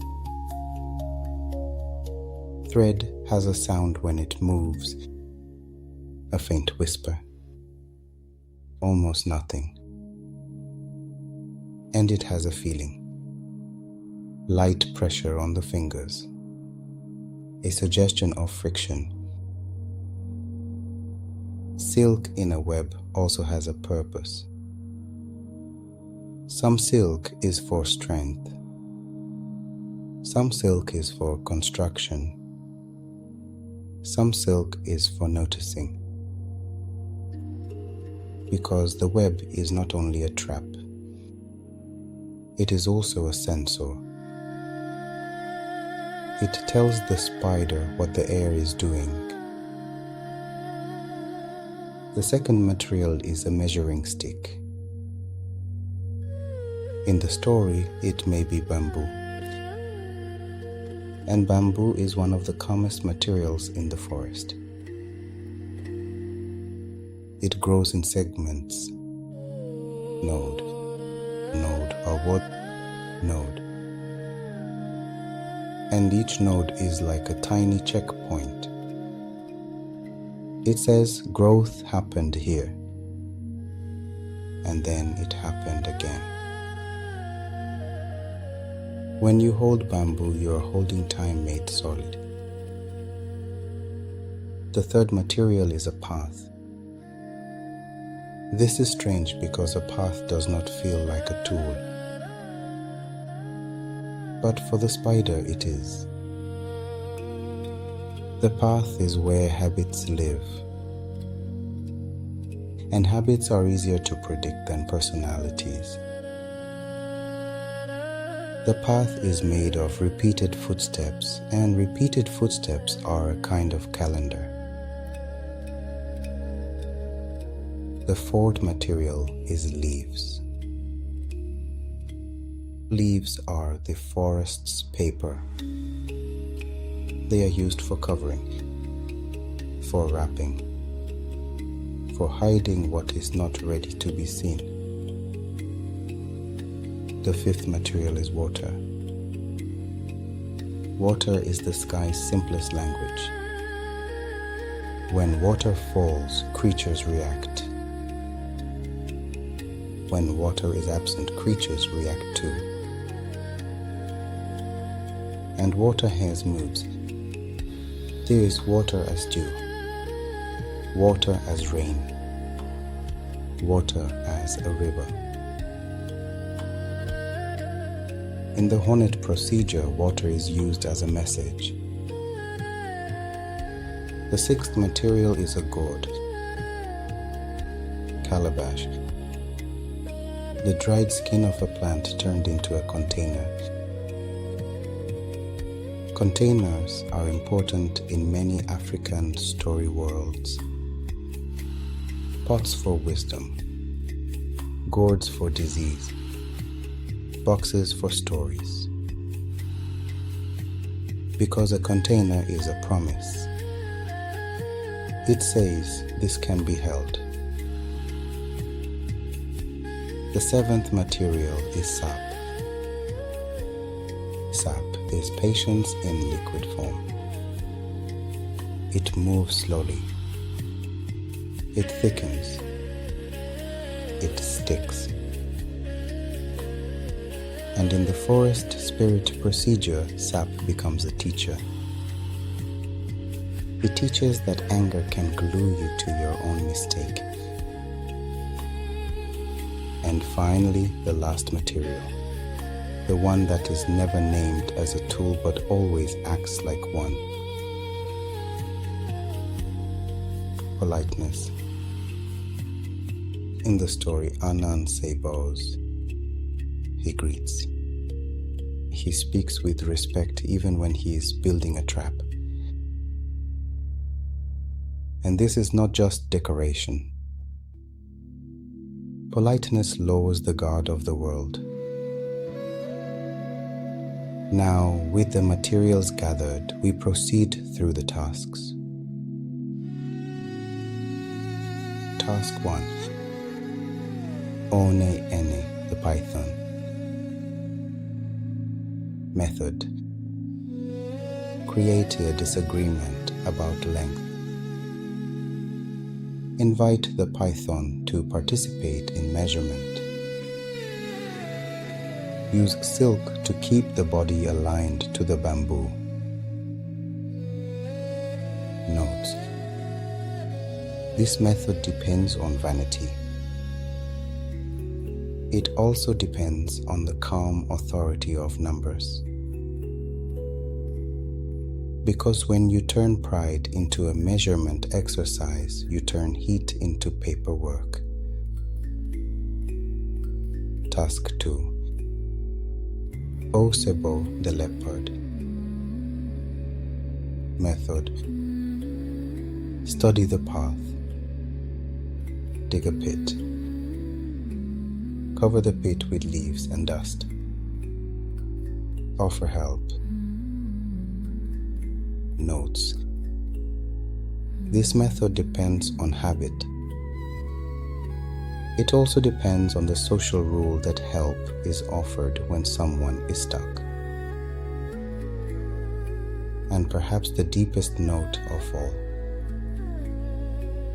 The leopard is not defeated by force. He is defeated by terrain. Task 3. Mmoboro, the Hornets. Method. Simulate rain. Offer shelter in a gourd. Close the gourd. Notes. This method depends on fear of weather and on the gentle lie that the gourd is only temporary safety. Task 4. Mmoatia, the forest spirit. Method. Place food. Place a silent figure coated in sap. Allow the victim's sense of etiquette to become the trap. Notes. This method depends on pride and social expectation. It is also the method that travels most easily across oceans, because the emotional engine is universal. And now the bargain concludes. Payment delivered. Archive released. Label changed from Sky Stories to Spider Stories. And after that, the world does what it always does when it receives something new. It adapts. It is also worth noting, as we begin to end again, that Anansi stories are often not told for excitement. They are told for balance, to laugh at greed, to expose vanity, to remind the strong that strength is not the only tool. And now we can end the way we began. But before we do, let us walk through one last quiet room. The archive of Spider Stories. Imagine an old wooden cabinet. Not a fancy cabinet, just a cabinet that has learned its job over many years. It has drawers, many drawers, and each drawer slides out with a soft rasp of wood on wood. Inside the drawers are bundles, paper tied with string, small objects used as memory aids, a seed, a feather, a smooth stone. And on each bundle there is a label written in careful handwriting, the way people write when they want something to survive them. We will not read the labels quickly. We will let each one become a small resting place for the mind. The first drawer is labeled After Dark. And when we open it, we find something that is not an object but a rule. Night rules. The rule says the story belongs to the night. And that is not superstition only. It is also practical wisdom. Daytime is when the body makes food. Nighttime is when the mind makes meaning. Daytime is when you carry things. Nighttime is when you can set them down. And if you are listening right now, you are already obeying the rule. You are in the night or in the dark part of your day. And the story has made space for you. The second drawer is labeled Disclaimer. And when we open it, we find a lid. Not a metal lid, not a plastic lid, a verbal lid. We do not really mean it. We do not really mean it. The lid is important because it turns dangerous topics into safe play. It allows a community to laugh at greed without starting a fight. It allows a child to hear a warning without feeling attacked. It allows the teller to speak about power without calling a powerful person's name. And if you want to borrow this for your own mind, you can. You can tell your thoughts, I do not really mean you.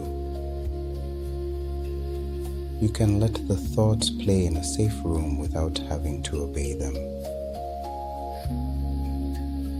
The third drawer is labeled Song. And when we open it, we hear a rhythm. Not loud music, just a call and response. One voice says a line. Many voices return it. And you can notice how close this is to breathing. In and out. Stories that include small songs are stories that understand the body. They know that attention comes in waves. So they let you float for a moment on repetition. The fourth drawer is labeled Proverb. And when we open it, the archive becomes very dense because proverbs are compressed stories. The first proverb bundle is tied with a thin string and labeled Spider's Web. Ananse-Sem. The web is a clever plan. The web is also a reminder that life is connected. And to keep it gentle, we can translate it into a small practice. When you notice your thoughts connecting to each other, you do not have to pull them apart. You can let the connections be. Because sometimes a mind is simply making sense of the day by weaving it into pattern. The second proverb bundle is labeled, If you cheat the spider, you cheat yourself. This is a proverb about shortcuts. It says, when you build a trap for someone else, your own foot may be the one that sticks. And again, we can let it become a quiet instruction. Do not cheat yourself of rest. Do not steal ease from tomorrow by staying tense tonight. The third proverb bundle is labeled, if the spider is in the house, we do not ask who spawned the web. This is a proverb about obvious causes, but it can also be a proverb about acceptance. If the web is already here, you do not have to interrogate it. You can simply rest in the fact that the web holds. The fifth drawer is labeled Diaspora. And when we open it, the archive smells faintly like salt. Not because the stories are water, because they crossed water. And in this drawer we find many name tags. Anansi, Anansi, Nansi, Nancy, Compa-Nansi, Ba-Anansi, Aunt Nancy. And underneath the name tags, there is a note that says Wakes. Because in many places, the wake became the new courtyard. The wake is a night when people cannot easily settle. And so they keep each other company. And in that company, stories do their work. They keep the living from feeling alone.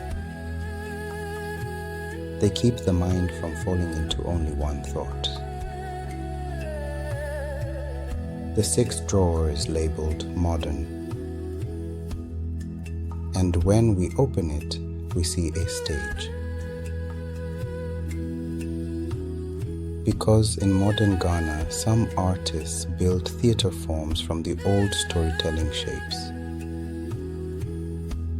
The storyteller becomes the narrator again. The audience becomes the village again.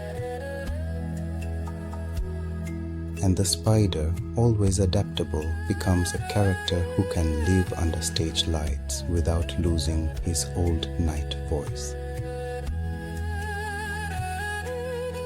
And now we close the archive drawers one by one. Wood slides.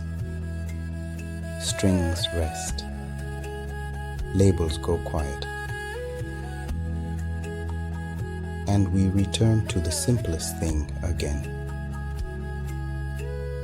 Your breath. And now we can end the way we began. But before we close the eyes fully, let us do one last slow series. The series of color. Because so many Anansi stories are woven through cloth, and cloth is a place where color becomes memory. First, indigo. Indigo is the color of night cloth. It is the color of the sky when the last heat has left it. It is the color of a deep pool when the surface stops moving. Indigo is not loud blue. It is blue that has learned patience. Imagine indigo thread crossing another indigo thread until the crossing becomes almost invisible. That is how rest begins. Second, gold. Gold is the color of the stool in the sky stories.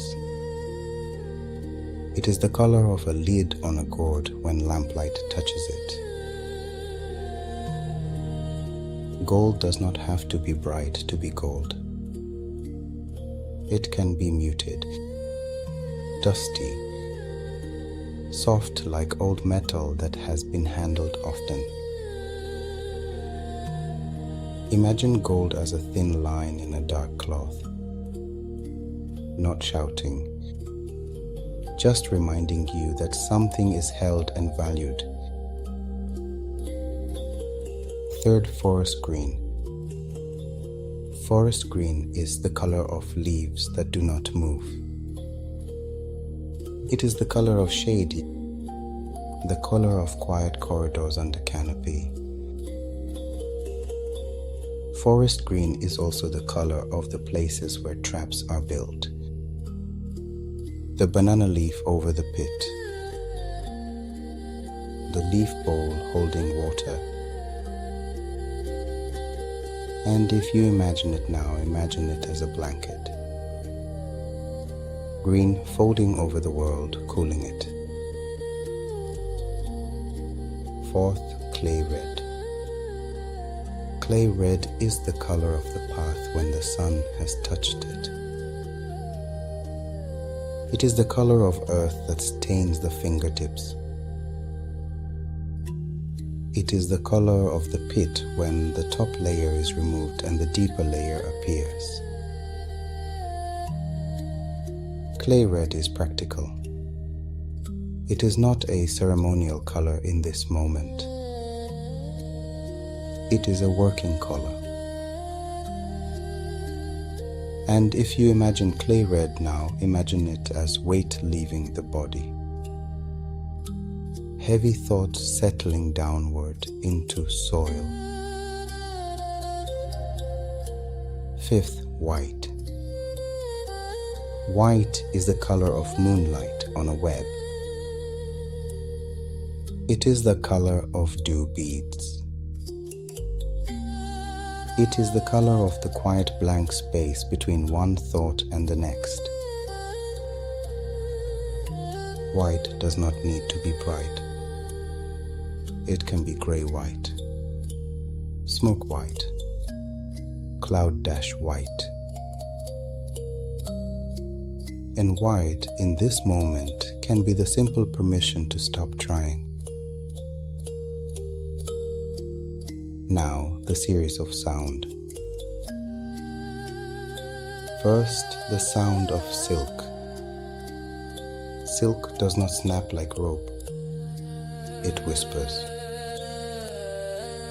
It is a sound so small you only notice it when everything else is quiet. Second, the sound of night insects. Not a sharp noise, a steady layer, like a soft fabric under the whole night. Third, the sound of distant community. Someone turning in the night. A door settling into its frame. A voice far away that does not require your attention. And now we can return gently to the web again. Anchors, crossings, spirals, and the calm knowledge that the web can hold without you holding it.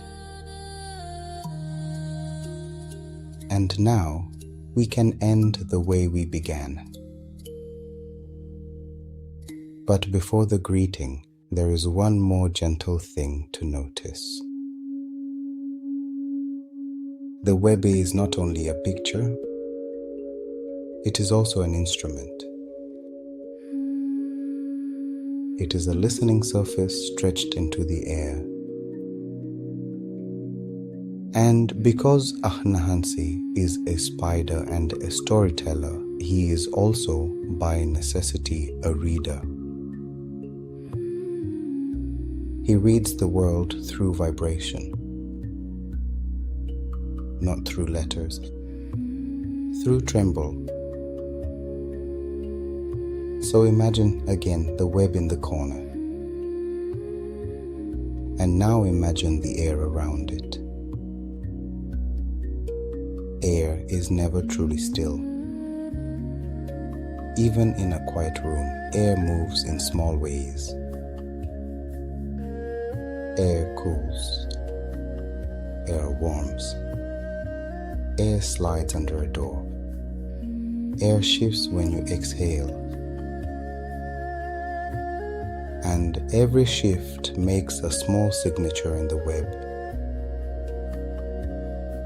This is a good place for another small list. Vibrations. First, there is the vibration of wind. Wind is a broad vibration. It does not arrive as a single point. It arrives as a gentle pressure on the whole structure. If the web is on a porch, wind can make it breathe in and out.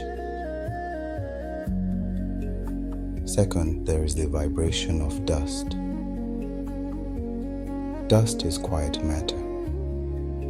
It floats. It settles. And when dust lands on silk, it makes a change the spider can notice. Not a loud change, just a difference in weight. Third, there is the vibration of a small insect. This is a precise vibration. It arrives like a tap, like a bead striking another bead. The web answers with a little ring, the way a string answers when plucked. Fourth, there is the vibration of a larger creature passing nearby, not touching the web at all, just passing close enough that the air is pushed aside. The web feels that push. It moves. It shifts. And the spider knows something with mass has moved past my corner. Fifth, there is the vibration of human life. Human life is full of small impacts. Footsteps, floorboards, a door closing softly. Even a whisper changes the shape of the air. And none of this requires fear. It is only information. This is why a web can feel like a metaphor for a mind. Because the mind is also a listening surface. It receives signals. It notices changes. It interprets. And when you're trying to rest, sometimes the mind interprets too loudly. It treats every small tremble as an emergency. So tonight, we can borrow the spider's approach. We can notice a vibration without rushing toward it. We can let a signal be a signal. And because repetition is soothing, we can do a small series. The series of signals you can safely ignore. The signal of the house settling, wood cooling, metal shrinking slightly, the smallest creak that says temperature changed, the signal of distant traffic, a low far sound, not approaching, just existing like a river exists. The signal of your own breath, in and out. The signal of a thought arriving. It arrives like a little tap on the web. It does not mean you must chase it. The signal of another thought arriving. another small tap. And still, you do not have to move. This is a kind of wisdom too. The wisdom of not reacting to every signal. And if we want to place it gently inside the Anansi shelf, we can say it like this. Anansi is clever not only because he makes traps. He is clever because he waits.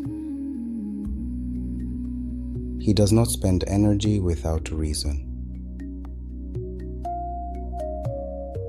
Imagine him now in the center of his web.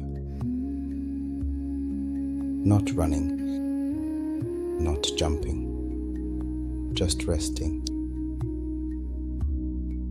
One leg touching a line, another leg touching another line. 8 points of contact,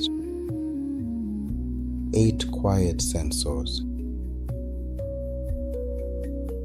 And when a vibration comes, he knows which thread carried it. Left side, right side, upper line, lower line. He locates information without panic. And you can do something like this with your own thoughts. If a worry arrives, you can locate it. Is it in the chest? Is it in the jaw? Is it in the belly? And once you locate it, you can let it be. You do not have to wrestle the worry. You do not have to trap it. You can simply know there is a vibration on this thread. And now we can add one more quiet detail that makes the web even more like a mind. The web has maintenance routines. Spiders do not build once and forget. They check. They repair. They adjust tension. So imagine Anansi walking the web very slowly, not as a hunt, as a routine. He touches a line and feels it is too loose. So he tightens it slightly. He touches another line and feels it is too dirty with dust. So he cleans it. He replaces a broken strand, not dramatically, just as one replaces a thread in a loom. And this is another quiet lesson. You do not have to perfect your life tonight. You only have to do small maintenance. Loosen the jaw. Drop the shoulders. Let the breath lengthen.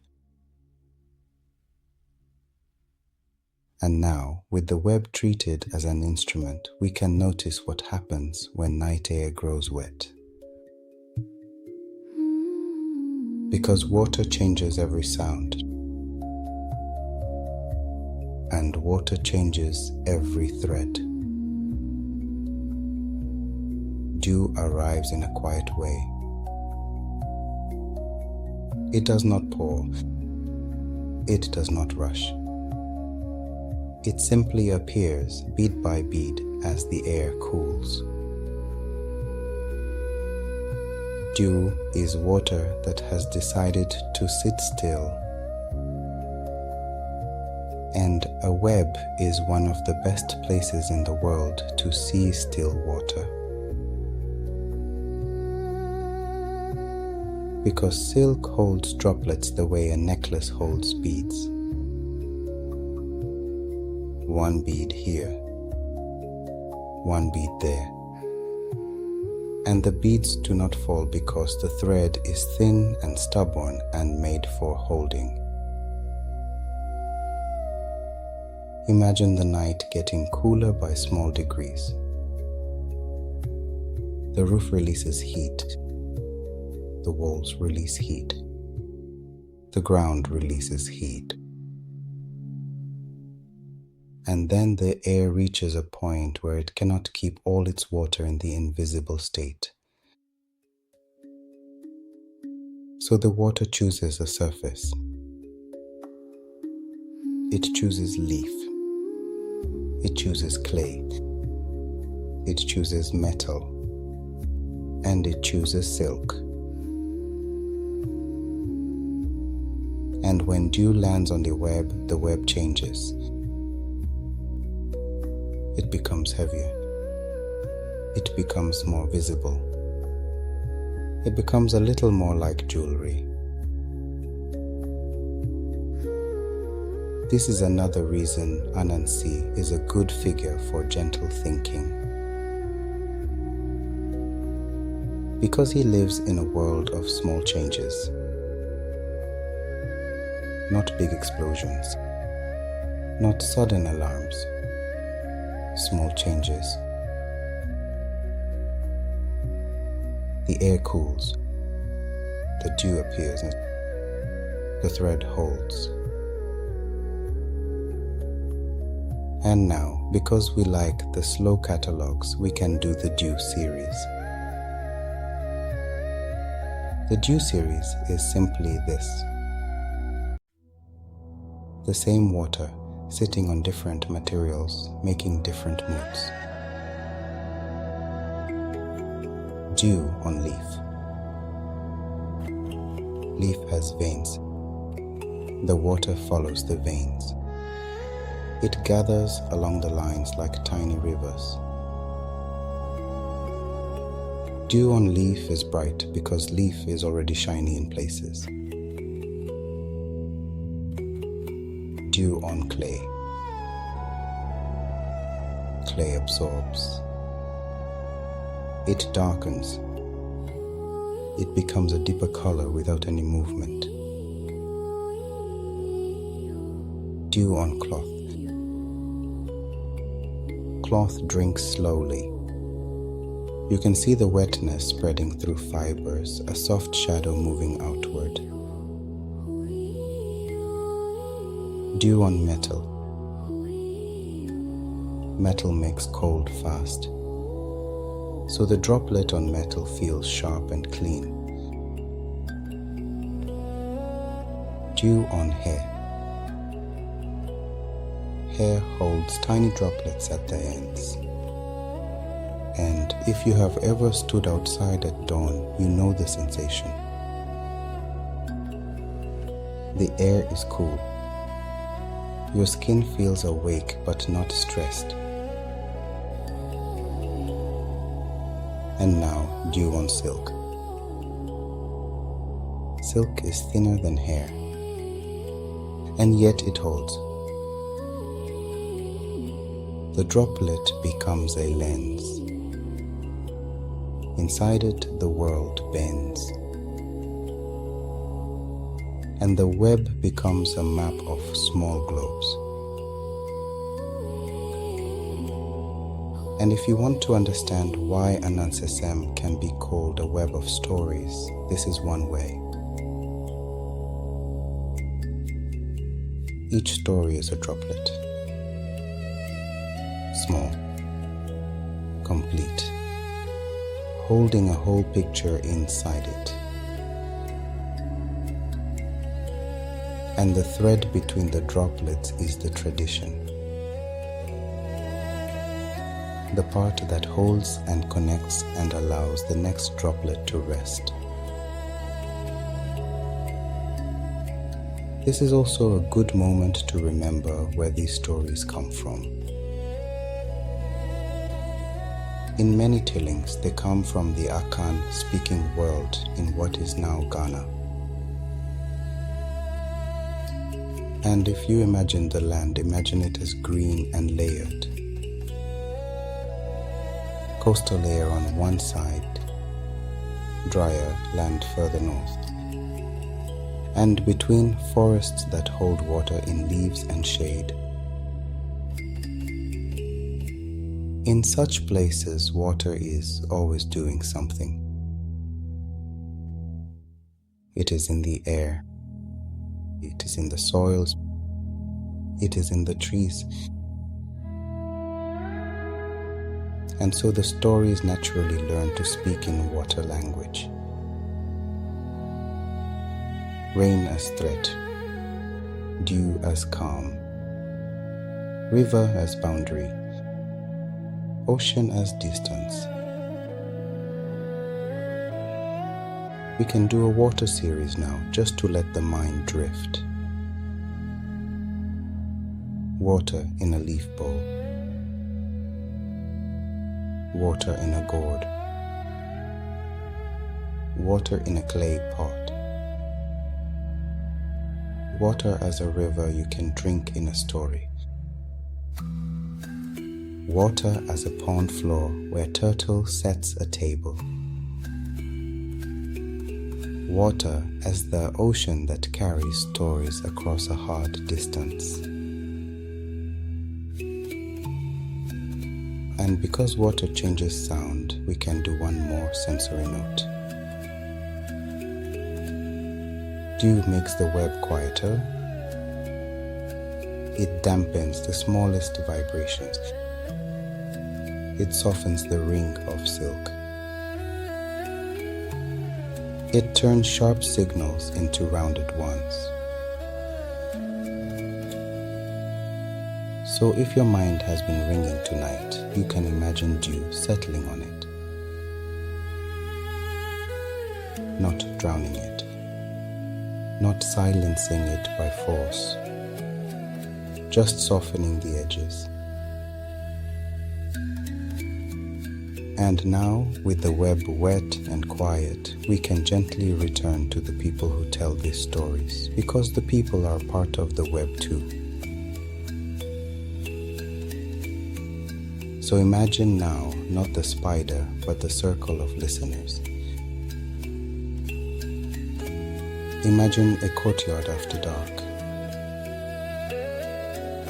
The day work is finished. The cooking pots have slowed. The last small arguments of the afternoon have cooled. Night has its own temperature. Not only in the air, in the voices, in the body. People sit down in a circle, not because someone ordered them, because the night invites gathering. Children sit close enough to lean on a knee. Older people sit a little further back where they can see without being crowded. Someone feeds a fire slowly. Not a roaring fire. Just enough light to make faces visible. Just enough warmth to make shoulders drop. And then in the circle, someone clears their throat. Not to demand attention, to announce a shift. This is the storyteller. And in a living tradition, the storyteller is not a performer on a stage. The storyteller is a neighbor with a voice that knows how to slow down. And the storyteller begins, as some traditions do, with a door. Not a wooden door, a verbal door. We do not really mean it.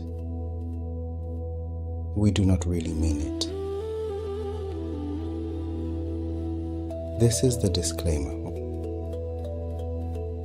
and it is gentle, but it is also very practical. Because once the disclaimer is spoken, the circle becomes a safe room. In the safe room, you can say things that would be too sharp in daylight. You can talk about greed without calling your greedy neighbor's name. You can talk about unfairness without pointing at the person in authority who made the unfair rule. You can talk about jealousy and hunger and laziness and pride and the quiet tricks people use to survive. And if you are listening in a bedroom right now, you can use this too. You can tell your own thoughts. We do not really mean it. We are not signing any contracts tonight. We are only letting the mind speak in a safe room. And in the circle, after the disclaimer, the storyteller chooses animals. Because animals are masks. And masks are polite. They let you say a truth without making it personal. So a greedy person becomes a spider. And because the spider is small, you can laugh without fear. A proud person becomes a python who wants to be measured. A strong person becomes a leopard who forgets the ground can open. A slow person becomes a turtle who does not hurry, and in not hurrying finds the long way to justice. And a goat becomes the kind of hardworking neighbor who grows melons and expects reasonably to eat them. And as the masks move around the circle, the listeners understand. They understand who is being talked about. But because it is a spider and a turtle and a goat, everyone can pretend it is not about anyone in particular. This is how a tradition stays peaceful while still telling the truth. And now we can notice something else that makes Ananse-Sem especially good for long, soothing narration. These stories are not just told, they are performed. The storyteller changes their voice. Soft for the sky, small and quick for the spider, slow and steady for the turtle. And sometimes the storyteller sings. Not a complicated song, a short chorus. In the tradition, this is sometimes called Mmoboro, a musical interlude that lets the story breathe. The kind the children can repeat without learning. And sometimes the audience answers. One voice calls, many voices respond. Call and response is a web too. One thread out, many threads back. And sometimes there is movement. Someone stands up and acts out a moment. Not to show off, to make the story easier to hold. And this is worth saying clearly. Ananse-Sem is not only children's entertainment. It is also adult conversation wearing animal clothing. It is a place where a community can process power and rules and hunger and pride. And the fact that it happens at night is not an accident. Night is when people have time for meaning. Night is when the nervous system is ready to listen without needing to act. Some tellings even insist on it. They say, do not tell the spider stories in daylight. Daylight is for work, and stories are their own work. And the rules sometimes come with a little superstition, as rules often do. Some people say if you tell these stories in the day, a punishment comes. Not because the story is evil, because the story is powerful. And powerful things in many cultures are protected by taboos. And there are also exceptions because human life has special nights. Some accounts say that at the funeral of a great storyteller, the stories may be told even when the rules would usually forbid it. Because the point of the rule is not to punish. The point is to honor the time and place where stories do their best work. And now, with the circle in mind, we can notice something soft about your own situation. Even if you are alone in your room, you are not alone in the story. You are part of a long listening line. Someone told this story to someone, and someone told it again, and again. And here you are now, receiving it the way a web receives dew. And now, with the people in place, we can let the story travel again, because the traveling is part of the account. So let the story travel now, the way smoke travels. It rises. It thins. It drifts. And it lands, not as a heavy thing, but as a scent in a new place. This is how Anansi becomes Anansi. This is how Anansi becomes Nansi. This is how a spider becomes an ant. And we can speak this part gently because it is a long, difficult history, and we do not need to make it sharp to make it true. There were times when people were forced to move across water, forced to leave home,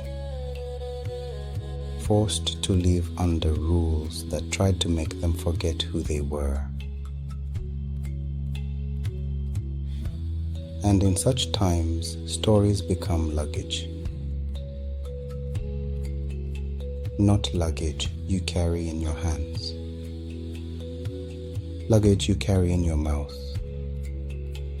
Luggage you carry in your memory. So Anansi crossed. He crossed not as a body, as a pattern, as a method. And when the method arrived in new lands, it found new nails for the web. In some places, the web was tied to a yard under tropical stars.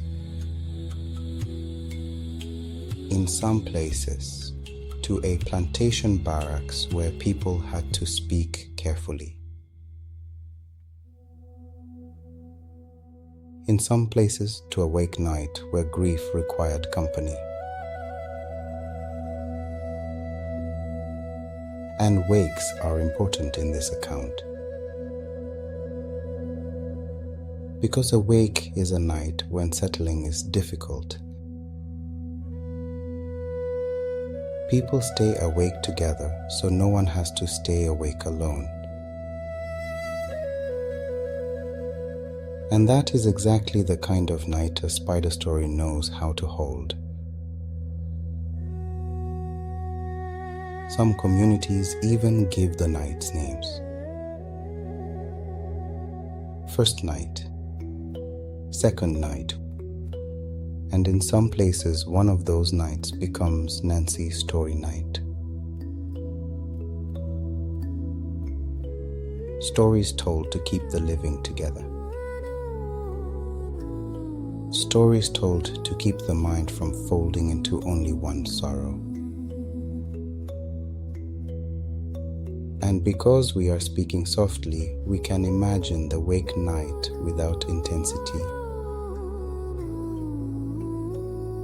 We can imagine lamps. We can imagine chairs. We can imagine the soft murmur of people making tea and passing cups. And then, in the middle of the night, a voice begins. Anansi, Anansi, Nansi. And everyone listening understands the shape. Small figure, large problem, and a plan that uses the world's own habits. And this is where one detail often shifts in diaspora tellings. The strongest opponent becomes tiger. And tiger is not a zoology lesson. It is a symbol. Tiger is the kind of strength that expects to win. Tiger is the kind of authority that expects silence from others. And when the spider outwits tiger, the story becomes a small survival training. It says, do not fight power with power. Fight power with angles, with timing, with the mask of politeness. And in some places, the spider is called brother. Brother Anansi. This is also a kind of comfort. It turns the trickster into kin. Someone you can laugh at without worshipping. And in other places, he is called a compa, comrade, friend. And in other places, he becomes Aunt Nancy, which is a reminder that a story does not have one body. It grows whatever body it needs in order to survive. And this is a calm truth you can borrow. You too have survived by changing shape. work self, family-self, private-self. And tonight you can put those shapes down and return to the simplest one, the listening self. And now, after the travel, it is natural to return again to the tools. Because stories travel, but they still need objects to rest on in the mind.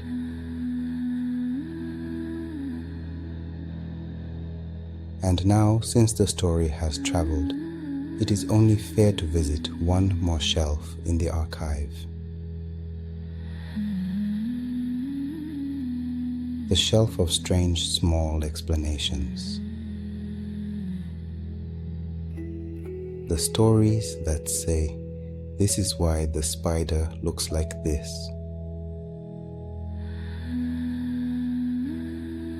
And one of those stories is sometimes told as a warning about repeating yourself. In that telling, Anansi meets spirits. Spirits in these stories are not always frightening. Sometimes they are simply different. They live by rules that do not match daylight rules. Picture a path that is not quite a path. The forest is there, but it feels thinner. The air is there, but it feels like it has more echo. And along this thin path, Anansi hears a sound. Not a scream. A song. The song is simple. It repeats. It loops. And the spirits in the story are doing something odd while they sing. They splash water with their heads. It is not easy to picture, and that is part of the dream quality. So picture it in a gentle way. Picture a small calabash of water. Picture the water lifting. Picture it falling back down in slow arcs. And the spirits sing as they do this. And because Anansi is curious, he listens. And because Anansi is also Anansi, he wants to join. But the spirits warn him. They say, do not sing our song. If you sing it, your head will fall off. Now, in a gentle telling, we do not need to make this frightening. We can treat it like a dream rule. Like the rule that says, if you step through that door, you will be somewhere else. Anansi nods. He says, of course. I will not sing. And then the spirits continued their chorus. And the chorus is catchy. It has that simple shape that wants to be repeated. And Anansi, without thinking too hard, repeats it. He sings the song. And in the story logic, the consequence arrives immediately. His head falls off. But do not picture gore. Picture a lid coming off a pot. Picture a small cap dropping into grass. Anansi looks down. His body is still there. His head is now a separate object. And the spirits who warned him do not scream. They simply look at him with the quiet expression people have when someone does exactly what they were told not to do. And because this is still a story, they show mercy once. They pick up the head. They place it back. And they warn him again. Do not sing. Anansi nods again. Yes, of course. And then, because the story is teaching something, it repeats the situation. The spirits sing. The water splashes. The chorus loops.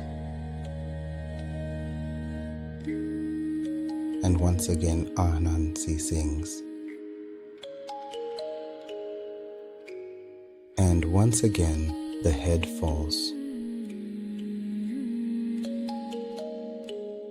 And this time the spirits do not answer. They do not pick it up. They do not fix the problem. They simply continue on their way, still singing, still splashing water with their heads, leaving Anansi to deal with the consequences of repeating himself.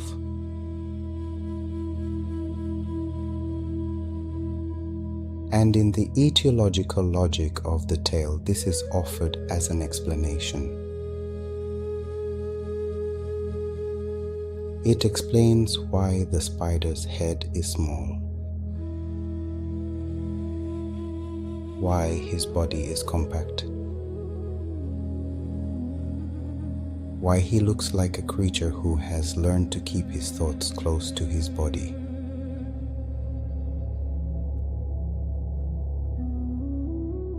And you do not have to believe it as biology. You can hear it as a gentle warning about stubborn loops. Because sometimes when the mind is anxious, it sings the same chorus. What if? What if? What if?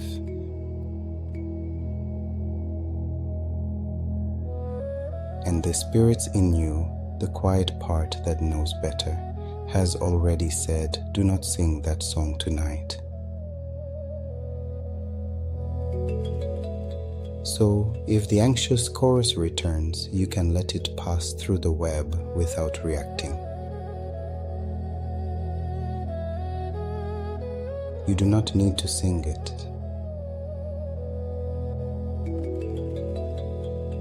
And now, after the spirits, after the travel, after the dew, it feels appropriate to return to objects again. Because objects are stable. They do not argue.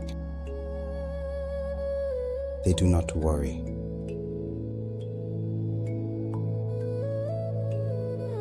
And if you like, we can do one more calm set. Webs by name. Because not every web looks the same. and not every story looks the same either. So let us take our time with the shapes. First, there is the round web. The web that looks like a wheel. Spokes, spiral, center. The round web is the kind you notice in morning light. It is neat. It is geometric. It makes the air look organized. And when dew sits on it, the web becomes a necklace, and the necklace becomes a constellation.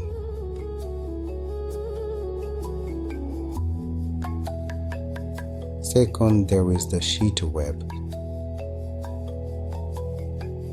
This one is not a wheel. It is cloth. It stretches across grasses or bushes like a thin blanket. It holds droplets like a table holds cups. The sheet web is soft to look at. It has the mood of fabric. And because it is fabric-like, it is easy to connect it to the weavers we spoke of earlier.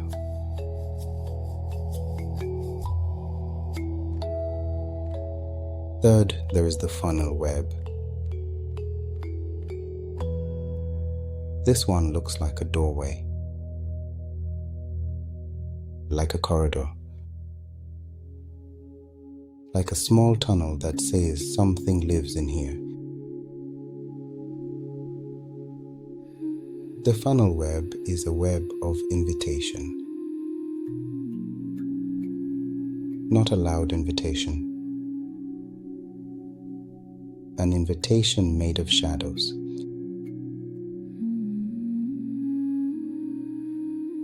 Fourth, there is the corner web, the web that looks messy. The web that looks like it was built by accident. This is the web people often call a cobweb. It holds dust. It holds time. It holds the quiet evidence that life has been happening in this room even when no one was looking.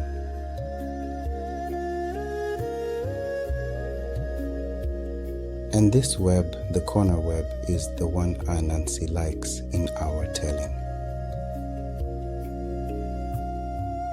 Because the corner is a place of low attention. And low attention is where tricksters thrive.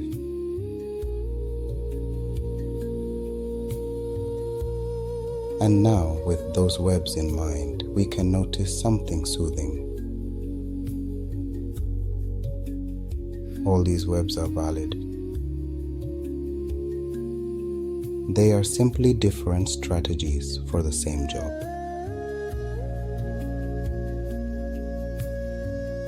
Hold, connect, notice. And stories are the same. Some stories are neat wheels, beginning, middle, end. Some stories are sheet webs, atmosphere stretched out, low and wide. Some stories are funnels. They pull you inward toward a moral. And some stories are corner webs. They collect many small moments and let you make meaning slowly.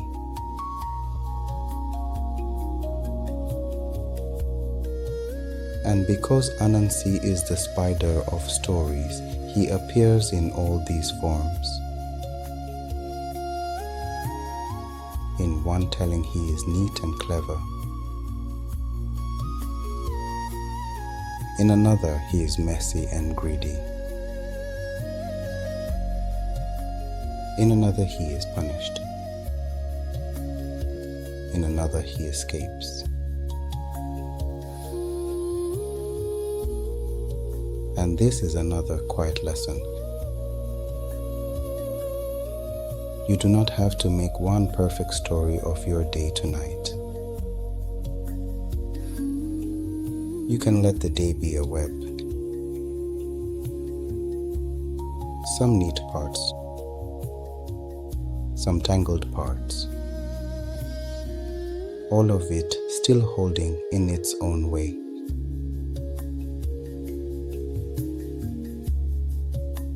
And now, since we have a list, we can do the calmest thing a list can do. We can repeat it in fewer words. Wheel, sheet, funnel, corner.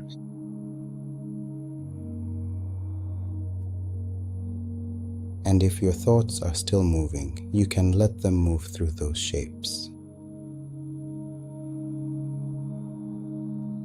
Neat, wide, inward, tangled.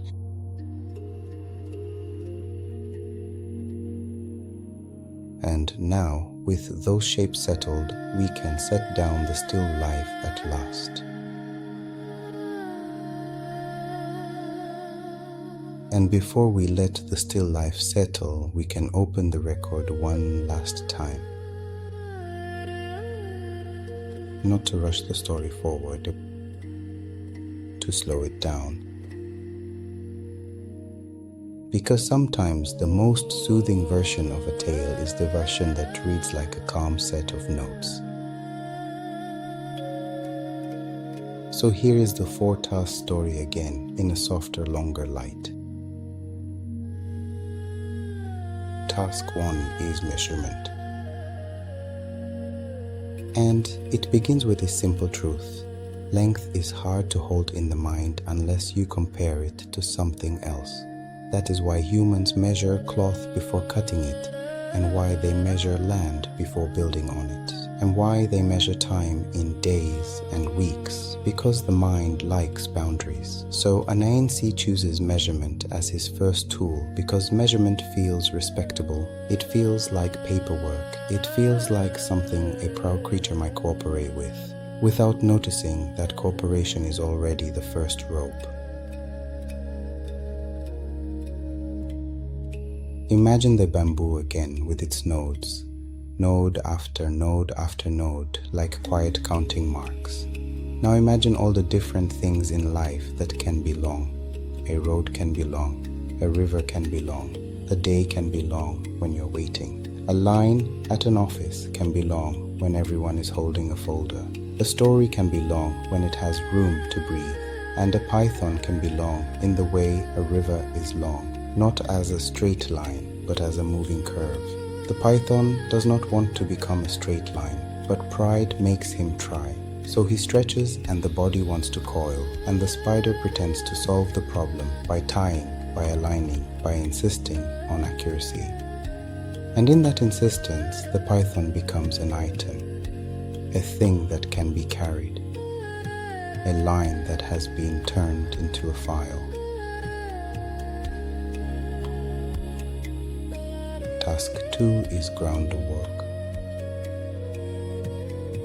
It begins with habit. The leopard does not appear out of nowhere. The leopard has roots. The leopard has preference. There are places where the paws step more often because the shade is good there, because the scent is good there, because the path is known there.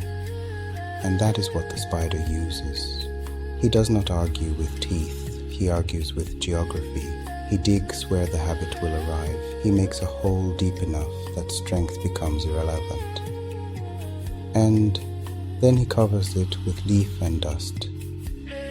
Because the easiest way to trick an animal is to make the trap look like yesterday.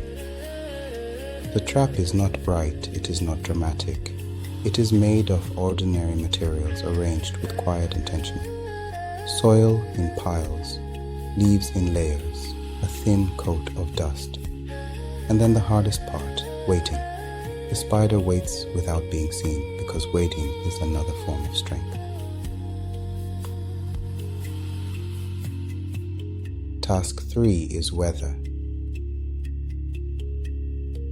The hornets are many, and when you want to move many bodies, you do not argue with each body. You change the environment. You make the air feel unsafe. You make the sky feel like it has decided something. So the spider brings water in a leaf, and the leaf becomes a cup, and the cup becomes a message. It is raining. It will rain again. You should shelter. And because hornets understand wet wings, they accept the logic. They fold themselves into a container. They become a sound inside a gourd, buzzing contained by a lid. And if we slow down the sensation, we can notice how rain sounds different depending on what it touches. Rain on leaf is a soft ticking. Rain on cloth is a muffled darkening. Rain on clay is a scent rising. Rain on a gourd is a hollow drum. Rain on a web is a trembling of beads. And the spider uses that whole language not to frighten, but to redirect. Task 4 is social expectation. Mmoatia is not caught by muscle, but by manners. A greeting is spoken. The greeting is not returned. The silence feels like disrespect. The disrespect becomes anger. The anger becomes movement, and movement becomes sticking. This is the sticky figure logic, the gum and sap logic, the tar baby cousin logic that travels so easily across oceans because it is built from a universal engine. The human need to be acknowledged.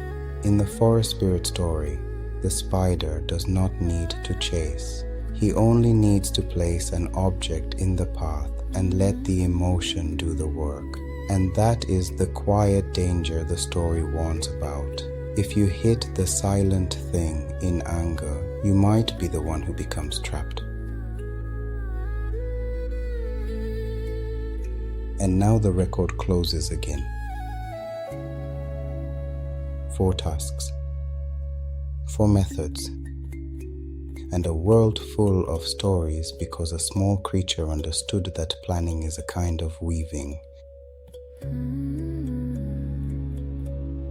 And now, because we have read the note slowly, it feels natural to set the tools on the table once more. And since we are already holding a few family stories, we can reopen briefly the tale about Anansi and his sons. Because their story is another way the tradition teaches something practical, that no one gift is enough by itself and that the best work is often shared work. In that telling, Anansi has sons, and each son is like a tool with one specific function. One son can see trouble from far away. This is not magic only. It is also attention. It is the gift of noticing small changes before they become large problems. Another son is a road builder. He makes paths where there were none. He knows how to clear brush, how to choose the easier ground, how to mark a direction so others can follow without thinking too hard.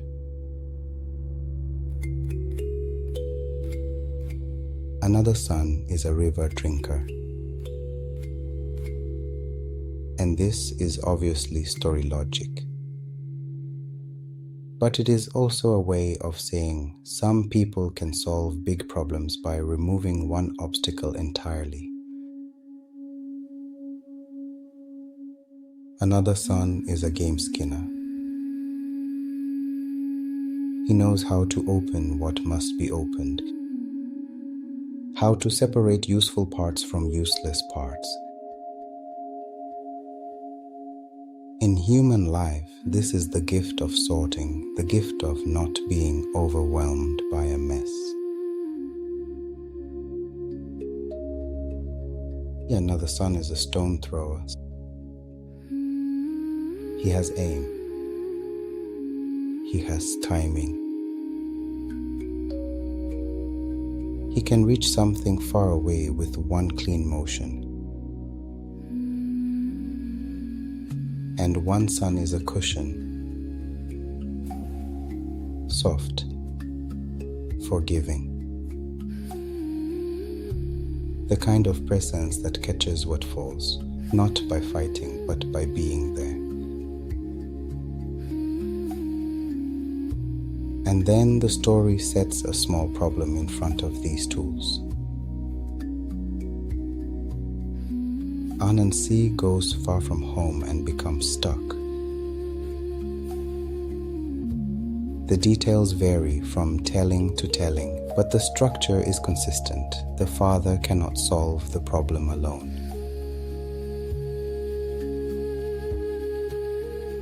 The son who sees trouble sees it. And instead of keeping the knowledge to himself, he tells the others. This is the first shared step. Then the road builder makes the path. And because the path is made, the others can move quickly without wasting thought. Then the river drinker removes the water obstacle. And because the river is removed, the others can reach the problem directly. Then the game skinner does what needs careful hands. And then the stone thrower clears the danger above. And then at the end, the cushion catches the father as he returns.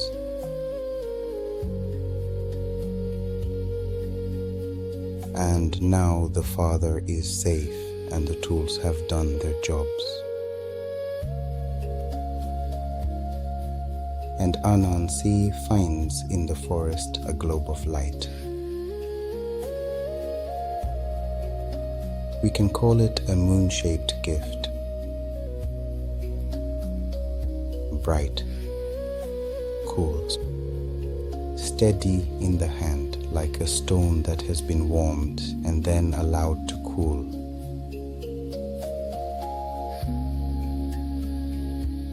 And he wants to reward the son who saved him.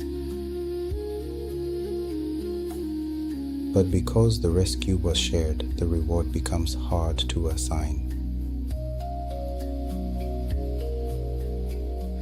Which son deserves the light? The one who saw, the one who built, the one who drank, the one who sorted, the one who aimed, or the one who caught.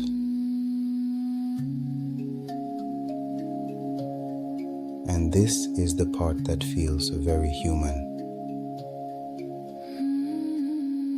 Because many families know this problem. How do you divide credit? How do you reward a shared effort without breaking the group apart?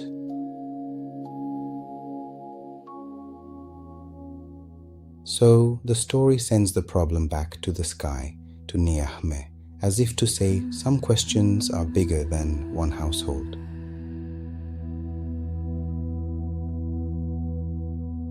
And Nyame does the simplest, calmest thing. He places the light in the sky where everyone can see it. Not for one son, for the whole village.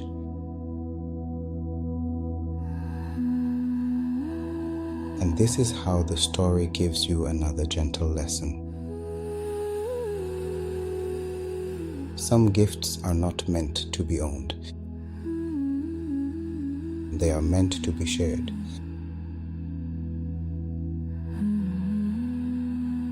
And now, with the moon back in its place, we can return to the table again.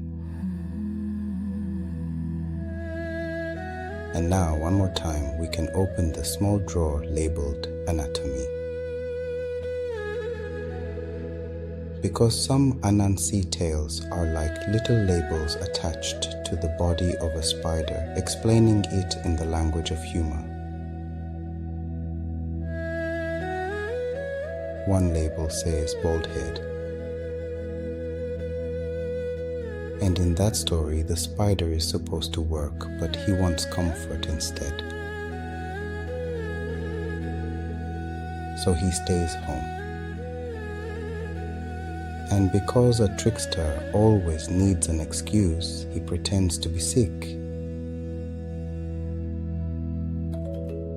And then he does something very ordinary with very ordinary ingredients. He cooks beans. Beans simmer slowly.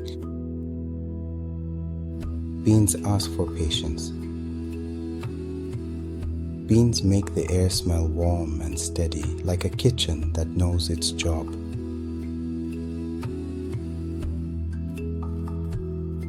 And then he hears footsteps. People returning. And the spider's comfort turns into embarrassment. So he tries to hide the evidence of his laziness. And the story says he chooses, of all places, his own hat.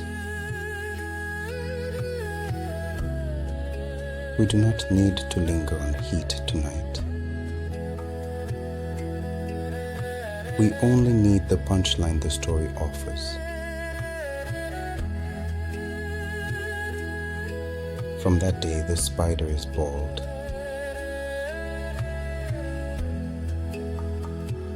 And if you want to translate the punchline into a gentle thought, it can be this. When you hide stress in your head, it burns you. So tonight, do not hide anything in the hat. Set it down.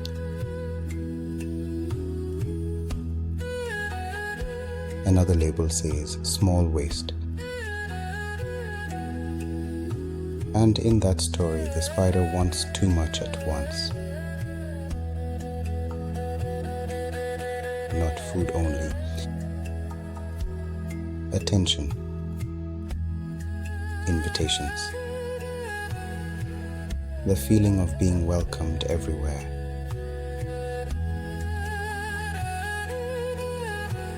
So he ties ropes to his waist and gives the ends to different friends in different villages, saying, "Pull when the food is ready."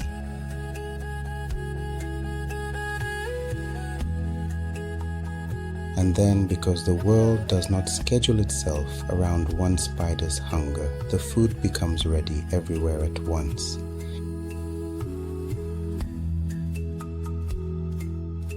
And the ropes pull in every direction. East, west, north, south.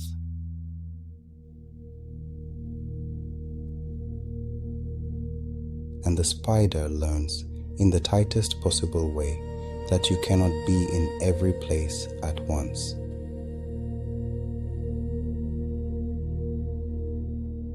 And that is the explanation the story offers for the thin waist.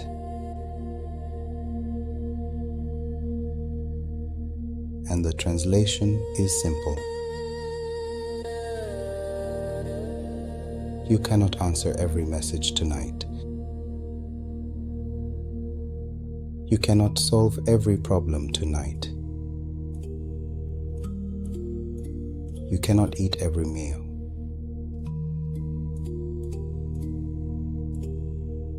Let the ropes go slack.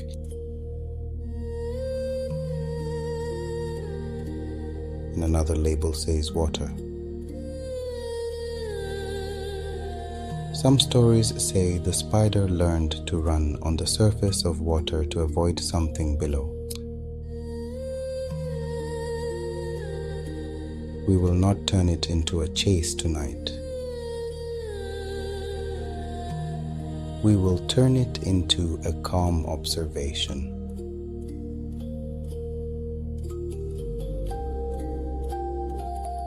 Water has a skin. Not a skin you can peel. A skin you can see when a leaf rests on it.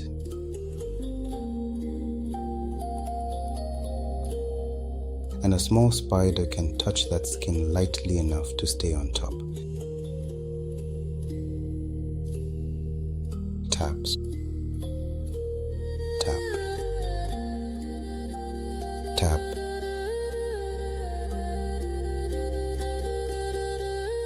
It is a kind of walking that depends on lightness. And that is another lesson you can borrow. To get through the night, be lighter. Touch the day lightly. Do not sink into every thought.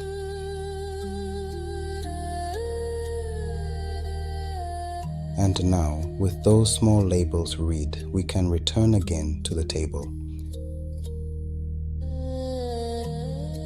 And since we are here in the calm documentary voice, we can add a little background, the way a slow narrator adds background. Not to lecture, to widen the room.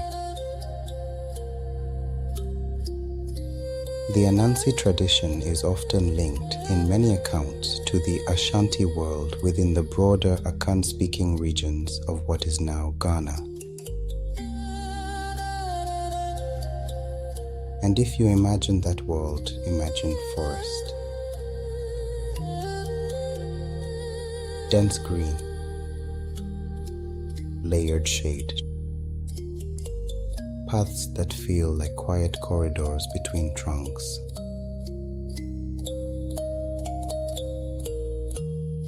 Imagine also craft. Hands making objects carefully because objects last longer than the day.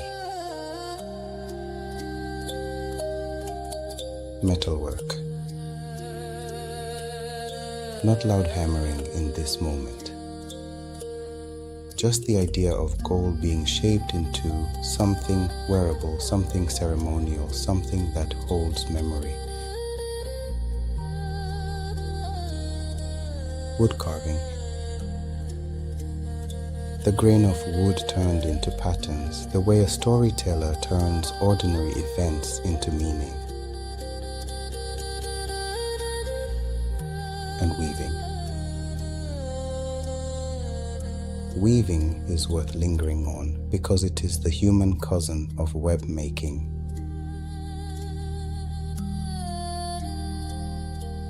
Picture a loom in low light. Threads stretched tight, so not too tight. Just enough to sing softly when touched.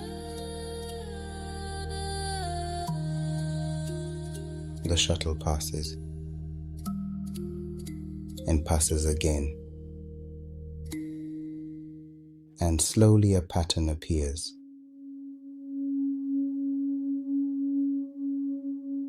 And in some accounts, people speak of cloth that carries symbols.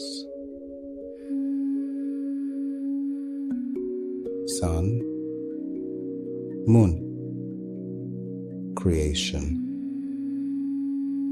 the universe itself.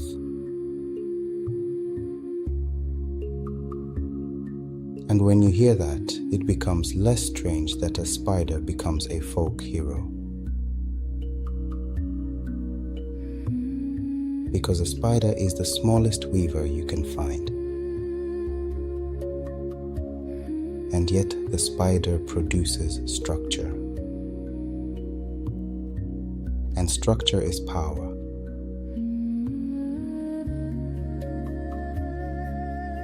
And this also helps explain why Anansi is not always a gentle character. Because the stories are not only lullabies, they are social tools. They teach by making you laugh at what you should not become.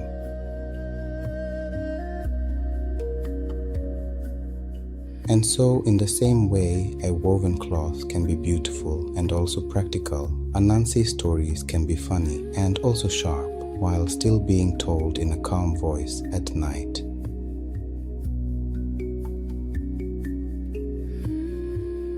And now, after the forest, after the crafts, after the idea of cloth, we can return again to the table and the still life.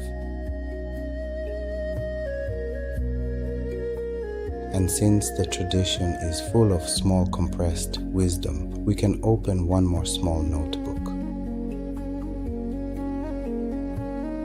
The Notebook of Sayings. Because in many cultures, a proverb is a story folded small.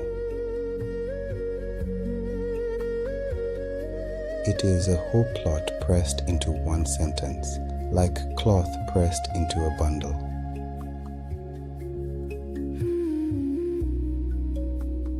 And Anansi traditions in many accounts have many such folded sentences. So let us unfold a few of them slowly.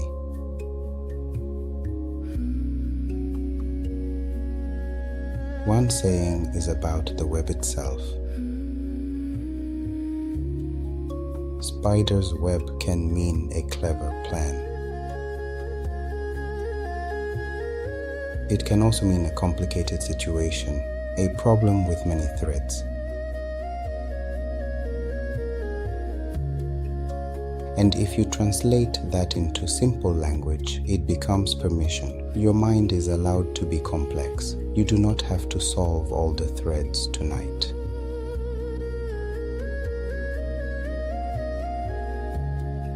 Another saying warns you about tricking the trickster. It says, if you cheat the spider, you cheat yourself. And again, we can translate this into simple language. Do not cheat yourself of rest by trying to be productive in the dark. Do not cheat tomorrow by tightening your body tonight. The spider knows when to wait. You can wait too.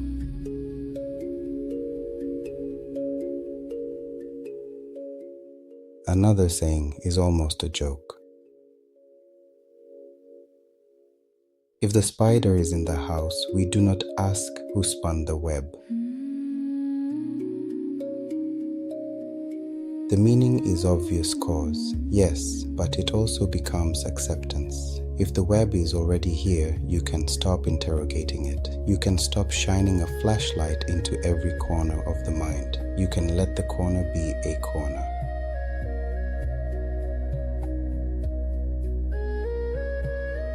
And in some diaspora tellings, the sayings shift with the landscape.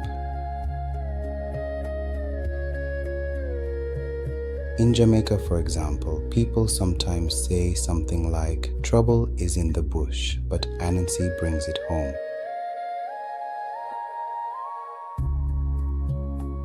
This is a proverb about meddling. It describes the person who finds a problem outside and then carries it back into their own house, into their own relationship, into their own head.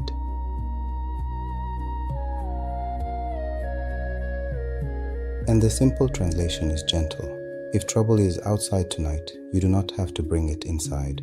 You can leave it in the bush. You can leave it by the door. You can let it stay outside your blanket.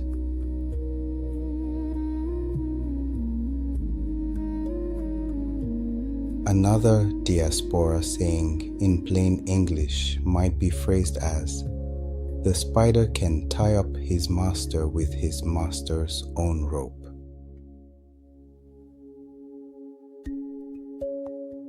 This is a proverb about rules. It says that power can be outwitted by its own procedures.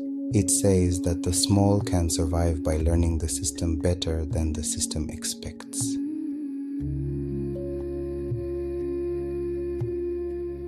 And again, the translation can be softer. Your worries have rules. Your body has rules. You are not required to obey the loudest thought. You can learn the system of your own breath and use it to loosen the knot.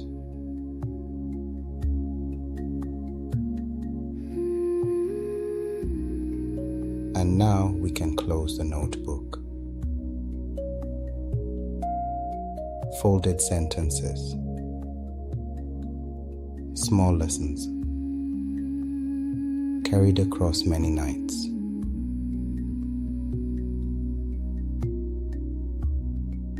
And now, with the notebook closed, we can set down the still life again. And now, before we set down the story's tools, we can notice your own room. Not in a restless way. In a slow way, like a caretaker checking that everything is in place for the night. First, the bed. The bed is a platform. It is a table for the body. It holds you without asking questions.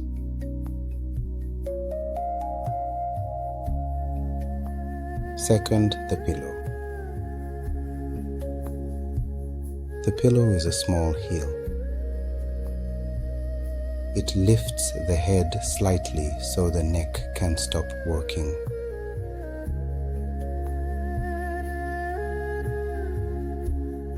Third, the blanket. The blanket is cloth. And cloth is a kind of human web. But it is many threads cooperating so one body can feel covered.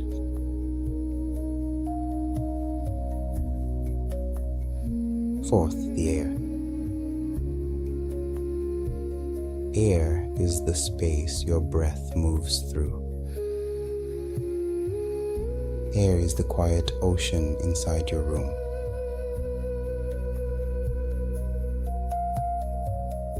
Fifth, the light. Maybe there's a small light from a street lamp. Maybe there's no light at all. Either way, the eyes can rest. Sixth, the sounds. Maybe there is a fan. Maybe there is distant traffic.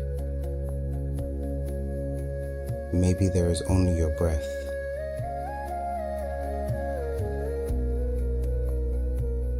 And you do not have to remove the sounds. You can let them be the night insects of your city.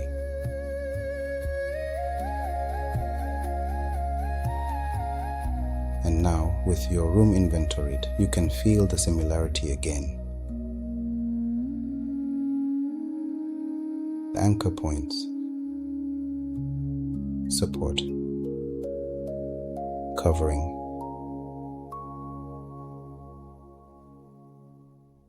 The web of the cosmos is far away, but the web of your blanket is right here.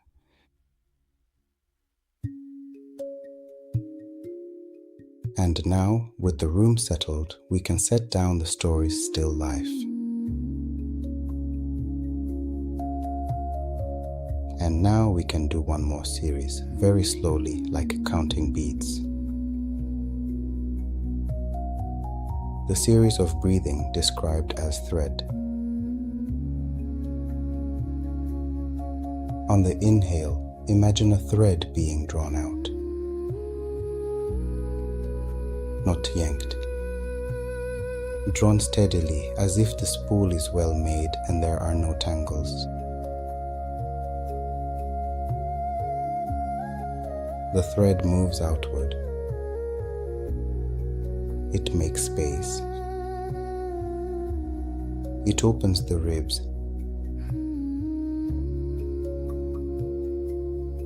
On the exhale, imagine the thread being allowed to rest. Not cut. Not snapped. Rested.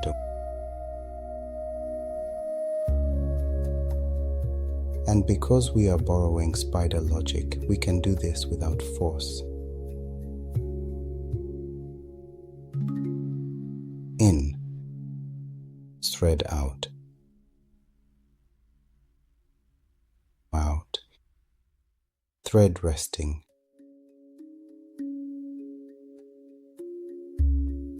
And now, one more time. In, thread out. Out, thread resting.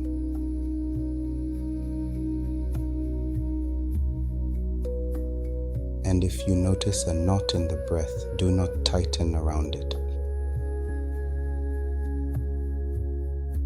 Imagine instead that the knot is simply a place where the thread crossed itself for a moment.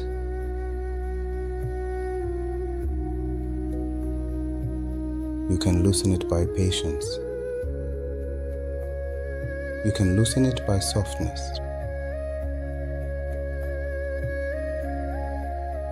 And if your thoughts keep tapping at the web, you can treat them like moths at a window. They can flutter. They can tire. They can eventually settle.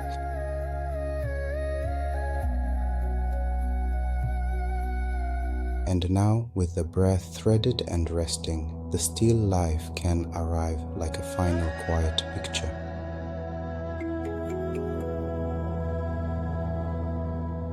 And now, one more small series, because the Anansi shelf loves containers.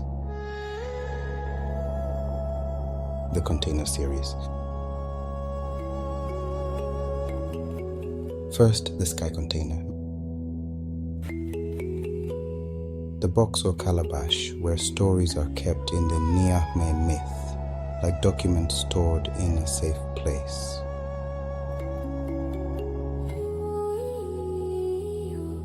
Second, the Gourd container. The calabash where hornets shelter from rain and discover that shelter can become a trap when the lid is set.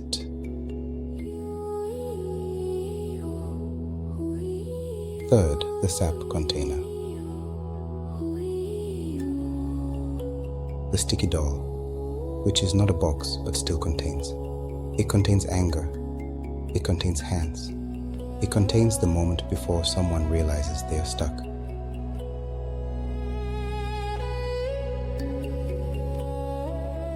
Fourth, the pot of wisdom. The gourd or clay pot where Nansa is gathered as if it could be owned. The container breaks and the wisdom escapes, and that is the point. Some things refuse to be stored.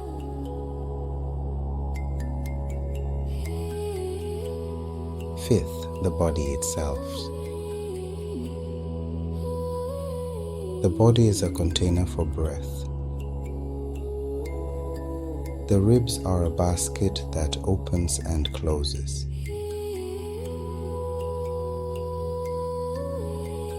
And if you have been carrying too much in your container today, you can let it out in the simplest way.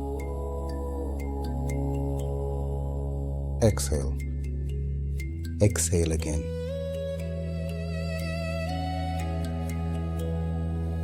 And now, with the container series complete, the still life can arrive. And now a final soft reassurance spoken in the same tone we used at the beginning. The spider story has held many images tonight. Web, dew, forest path, gourd, moon.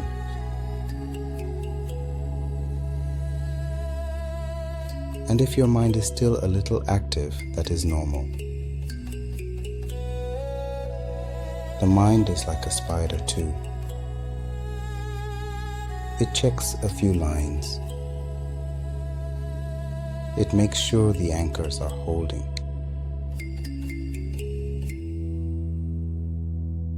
It asks, is tomorrow safe?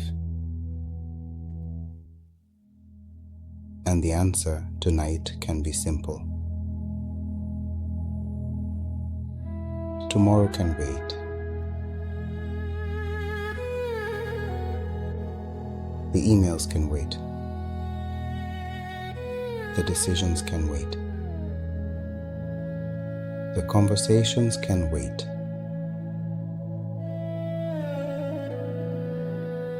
You do not have to climb any thread to the sky right now. You do not have to buy any stories. You do not have to capture any beasts.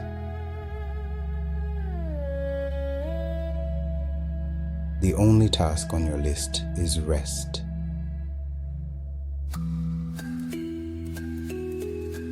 And even that task does not require effort. It requires permission. So give yourself permission now to stop, to soften, to drift.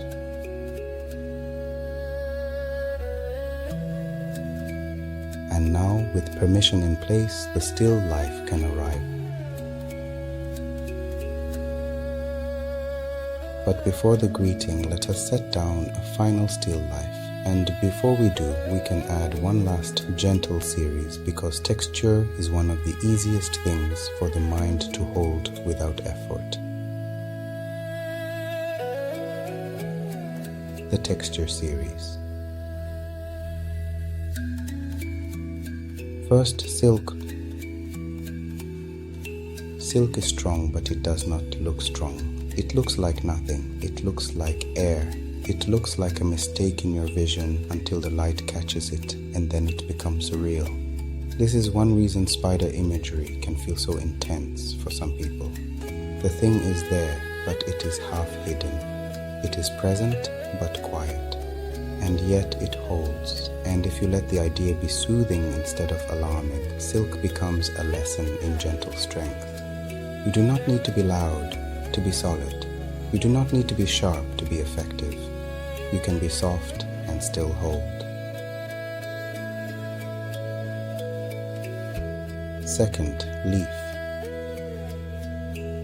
Leaf is the everyday material of the forest. Leaf covers the pit. Leaf becomes the bowl. Leaf becomes the umbrella of dew. Leaf has a surface that resists water for a moment and then surrenders slowly, and that slow surrender is calming to watch. Leaf also has a sound when it moves. Not a metal sound, not a brittle sound, a papery hush. So when you imagine leaf tonight, imagine it as a curtain that keeps the world dim. Third, clay.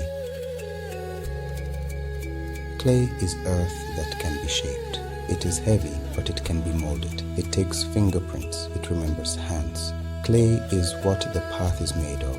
Clay is what holds water when rain falls. Clay is what becomes a pot, and a pot is what becomes a story about wisdom. Clay is patient.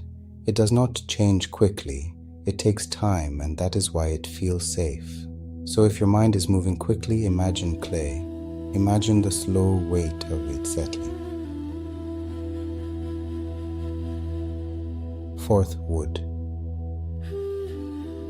Wood is the table. Wood is the stool. Wood is the cabinet with drawers. Wood is the beam where a web is anchored. Wood holds marks of time, scratches, dents, polished spots where hands touched the same place again and again. Wood is a record you can feel. And if you imagine wood tonight, imagine it as a steady thing that does not argue with you. It simply supports. Fifth, water. Water is dew. Water is rain. Water is river. Water is ocean. Water is the pond where turtle sets the table and where the spider floats upward when his stones fall away. Water is the sound that fills gaps. Water is the cooling agent of the night. And the best thing about water is this: water moves on its own. You do not have to push it. You do not have to command it. You can simply let it flow. So let your thoughts be like water now. Let them move without needing you to steer.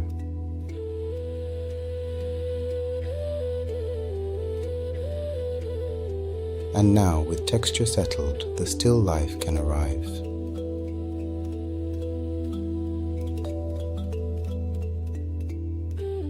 And now, just before we place the tools on the table, we can count a few things, because counting is another gentle way to slow the mind. We can count without urgency. We can count the way a person counts prayer beads, not to hurry to the end, but to give the hands something steady to do. First, the spider's legs. 8. And if you imagine 8 legs in a way that is safe, imagine 8 small points of contact. Each point of contact is a sensor.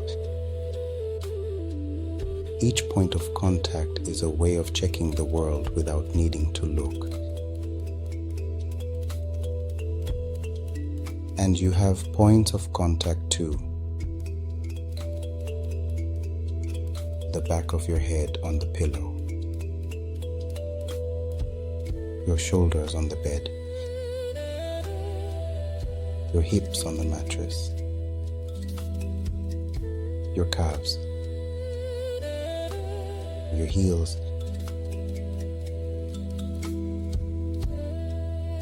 And when you notice those contact points, the body remembers that it is supported.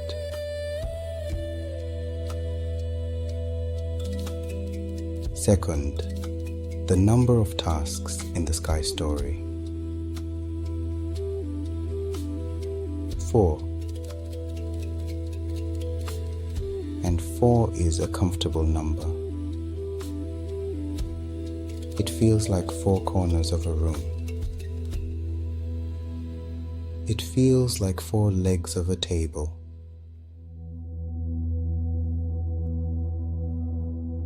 So we can name them again, not quickly, just as a soft recap. Onini, length. Osebo, ground. Mmoboro, weather. Mmoatia, manners.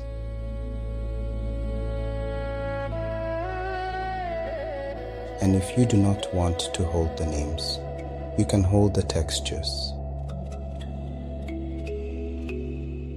Bamboo, soil,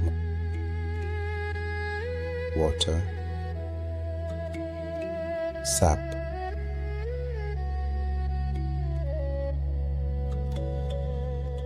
Third, the number of suns in the moon tail. 6 in some tellings. And each sun is a reminder that ability can be specialized. 1 sees, 1 builds, 1 drinks, 1 sorts, 1 aims, 1 cushions.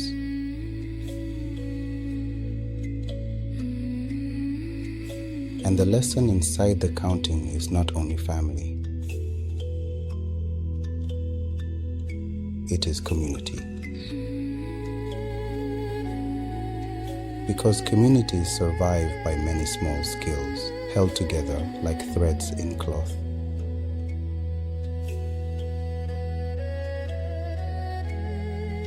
Fourth, the number of times we have returned to the web tonight. Many. And that is the point. The web is not a single glance. It is a structure you revisit until it becomes familiar.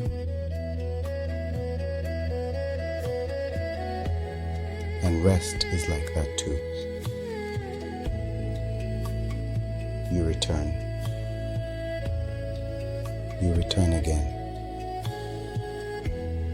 And eventually the body believes you.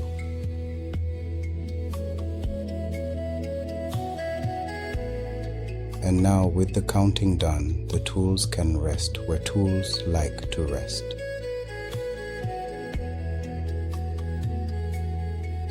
The tools of the story resting on a table in dim light. And before we begin naming the objects, let us notice the table itself. The table is wood. It has weight. It has legs that do not move. The table is not a magical thing. It is the kind of ordinary object that becomes sacred only because so many careful hands have used it. The tabletop has small scratches, not damage. Evidence. Evidence that someone set down a pot here. Evidence that someone tied a knot here. Evidence that someone leaned their elbows here and listened. And on one edge of the table there is cloth. Folded cloth. Not a bright cloth. A dark cloth with a subtle pattern, the kind you only notice when the light is low and you are not in a hurry.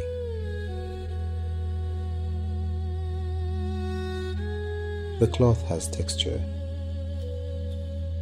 threads crossing threads, warp and weft, like two quiet directions agreeing to hold each other. And if you stare at the cloth long enough, you can almost see a web inside it. Not because the cloth is a spider web, because the human eye loves repeating geometry. This is why weaving and spider stories sit so close together in the imagination. Both are about connection. Both are about structure made from thin things.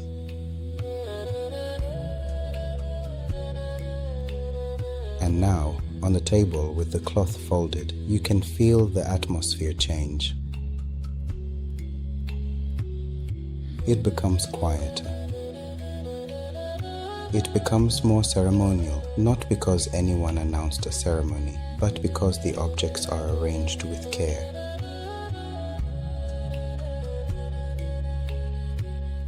And that is the last thing we need tonight. Care. The feeling that something has been prepared for you.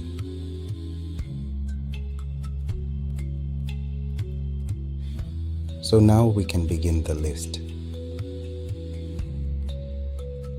First, the bamboo stick. It leans against a wall at a slight angle, the way things lean when they are not in a hurry to fall. Its surface is smooth in places where hands have held it. And you can see the nodes one after another like quiet punctuation. It is a tool for measuring length, yes. But it is also a reminder that growth happens in segments. Bamboo is hollow.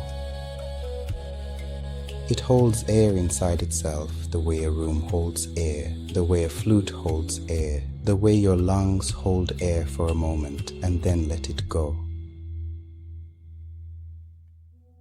If you run your fingers along bamboo, you feel smoothness and then you feel a ridge at each node.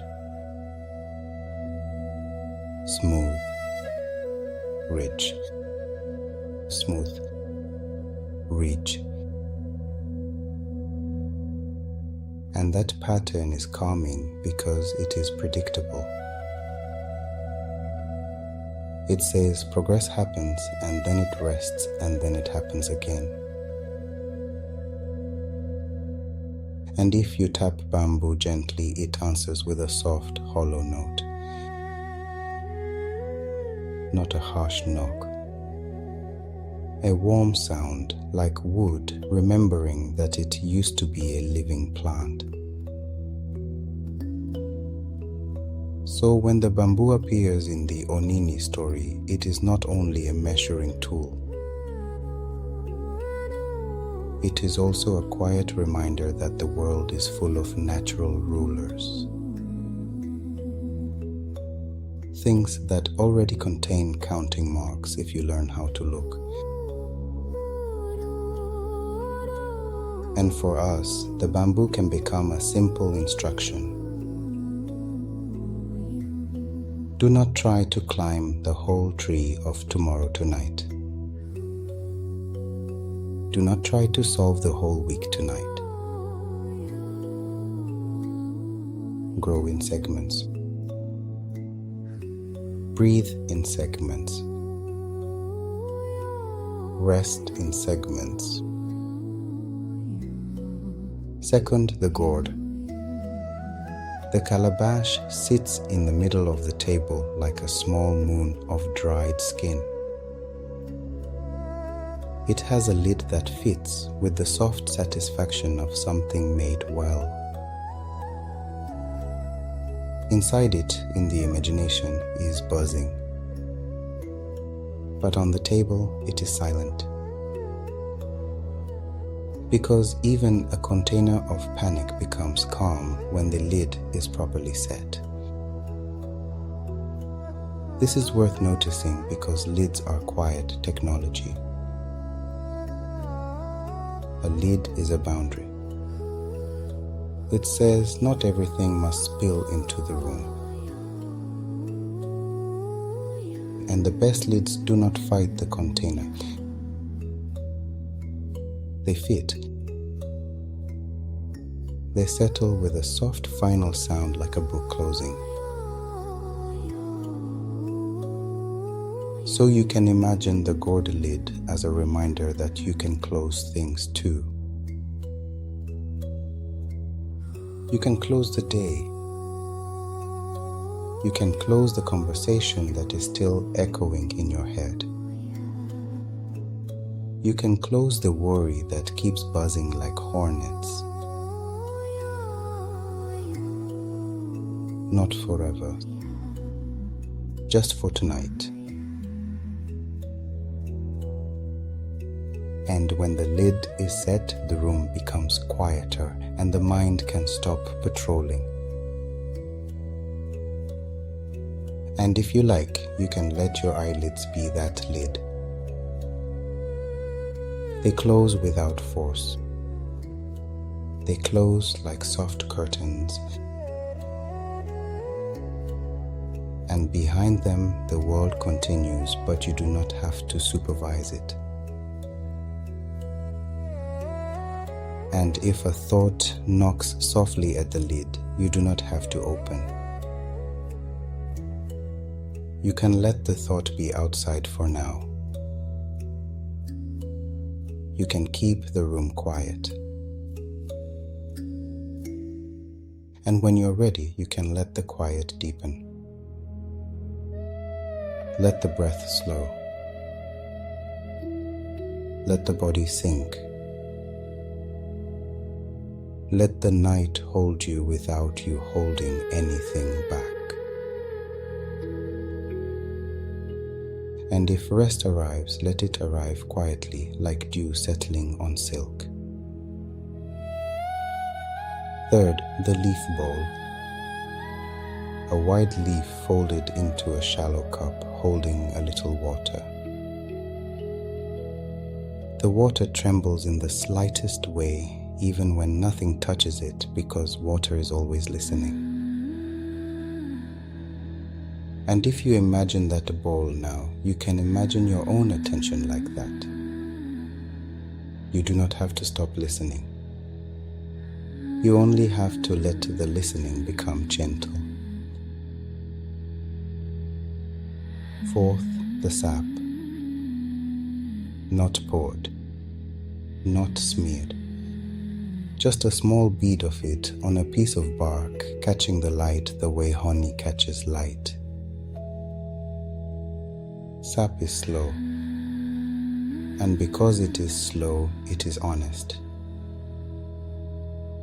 It reminds you that some things do not respond to force. They respond to time. Fifth, a small pot. The pot of wisdom, or its memory. You can picture it cracked, yes, but also picture the wisdom already spread out, already distributed, already not your responsibility to carry. Sixth thread. A small coil of thread resting like a sleeping snake, but harmless, just waiting for a purpose. Thread is the material of connection, and connection tonight is allowed to be loose. And finally, the last part of the still life. Light. Not the bright light of day, the small light of night. The light that sits on the edge of the moon. The light that makes a web visible only when you tilt your head and look gently. So now, let the still life sit in the mind like a picture that does not need your effort. And now we can greet inwardly. With a calm greeting, but turned inward.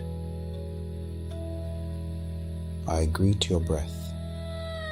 I greet the weight of your body on the bed. I greet the quiet space between your thoughts. And I greet the night itself doing its slow work of cooling the day. And since we have time, I will greet your body in quiet sections. Not to analyze it, only to let it know it can stop performing. I greet your feet, the soles that carried you through the day, the toes that curled and uncurled without you noticing. Let them be heavy now. Let them be warm. I greet your ankles, the small hinges that did so much work. Let them soften. I greet your calves, the quiet engines that pushed you forward. Let them loosen as if they are untying a knot. I greet your knees, the joints that bend and straighten. They do not have to hold you up right now. I greet your thighs, the large muscles that carry the weight of your day like a basket. Let the basket down. I greet your hips, the place where walking begins, the place where sitting becomes rest. Let the hips settle deeper into the bed. I greet your belly, the place where breath rises and falls. If you have been holding your stomach tight, you can release it now. The body does not have to look any particular way in the dark. I greet your chest, the ribs that open like a quiet fan, the heart that did its work without asking for applause. Let the chest be soft.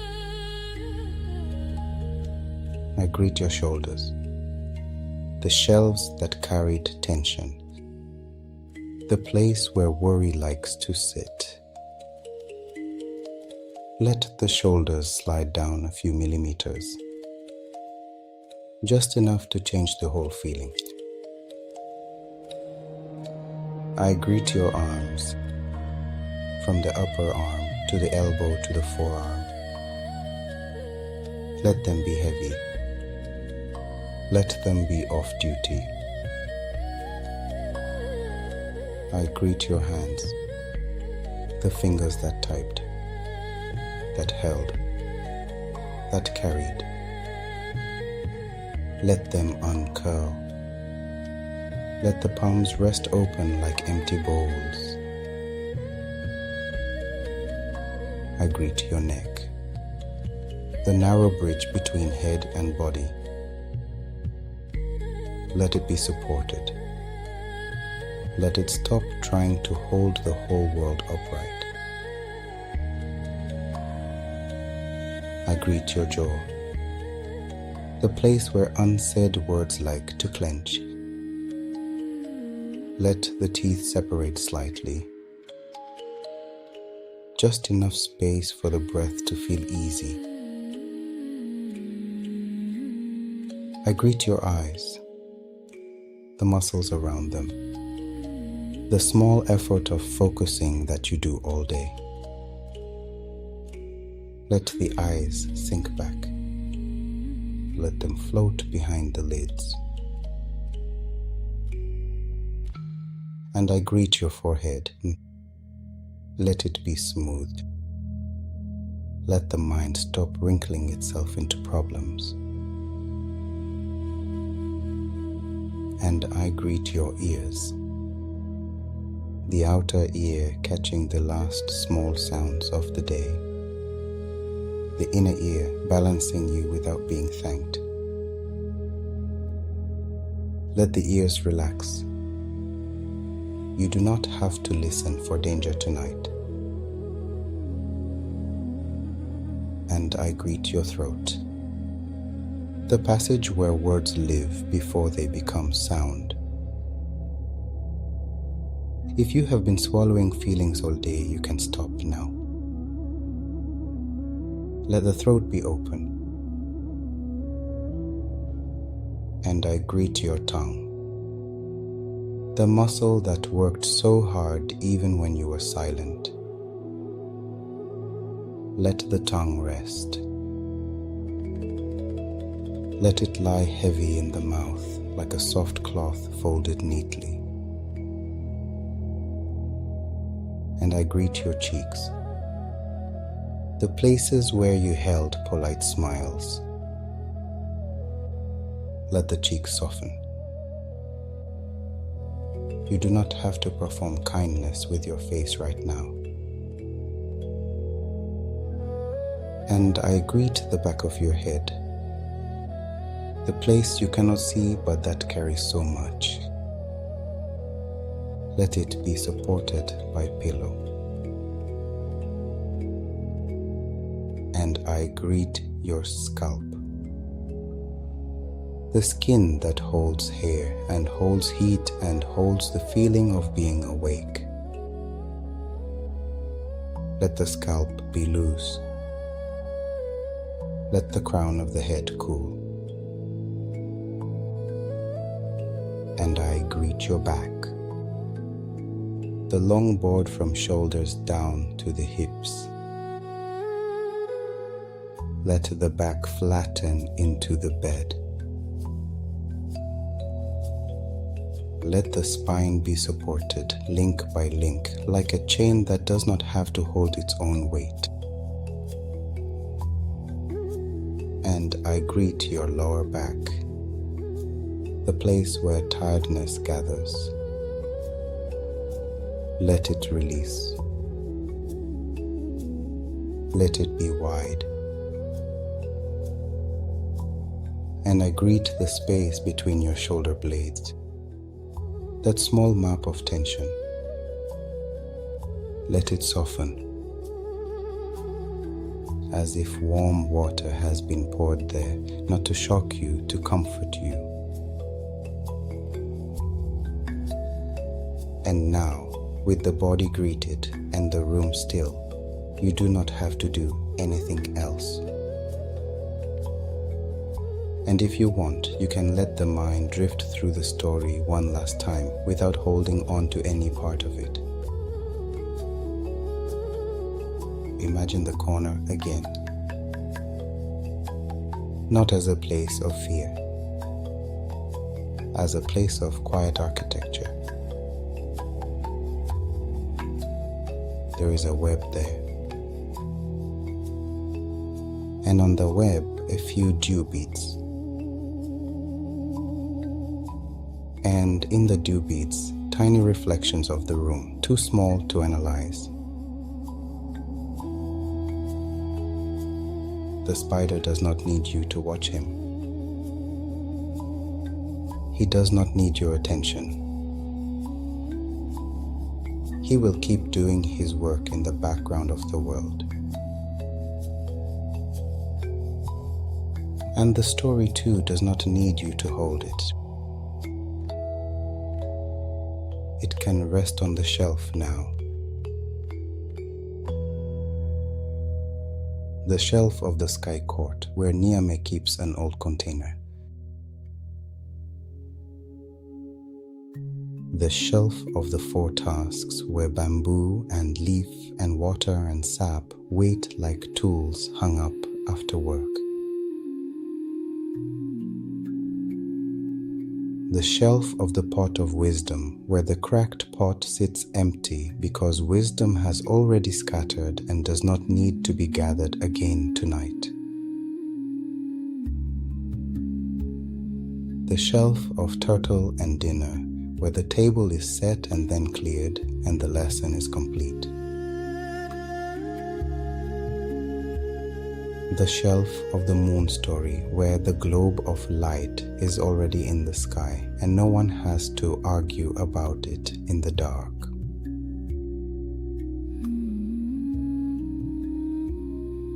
And if there is a part of you that still wants to think, you can give it a small job. Not a hard job, just a gentle job. The job is to notice the breath. The job is to count the exhale, not as a test, as a lullaby. Inhale and feel the chest rise a little. Exhale and feel the body become heavier, as if it is settling into sand. Inhale and feel the air enter without effort. Exhale and feel the jaw unclench by one small degree. Inhale and feel the belly soften. Exhale and feel the shoulders slide down like a coat being taken off.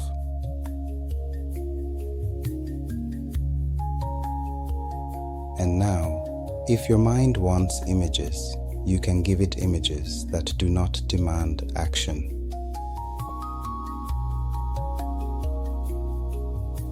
The image of dew on silk.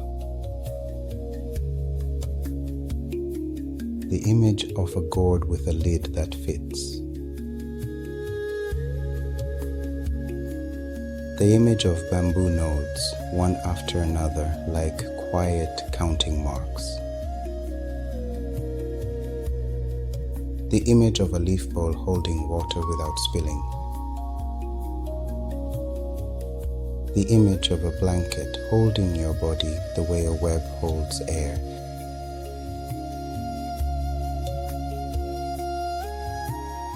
And if the mind wants one final sentence, you can give it the simplest one. You are safe.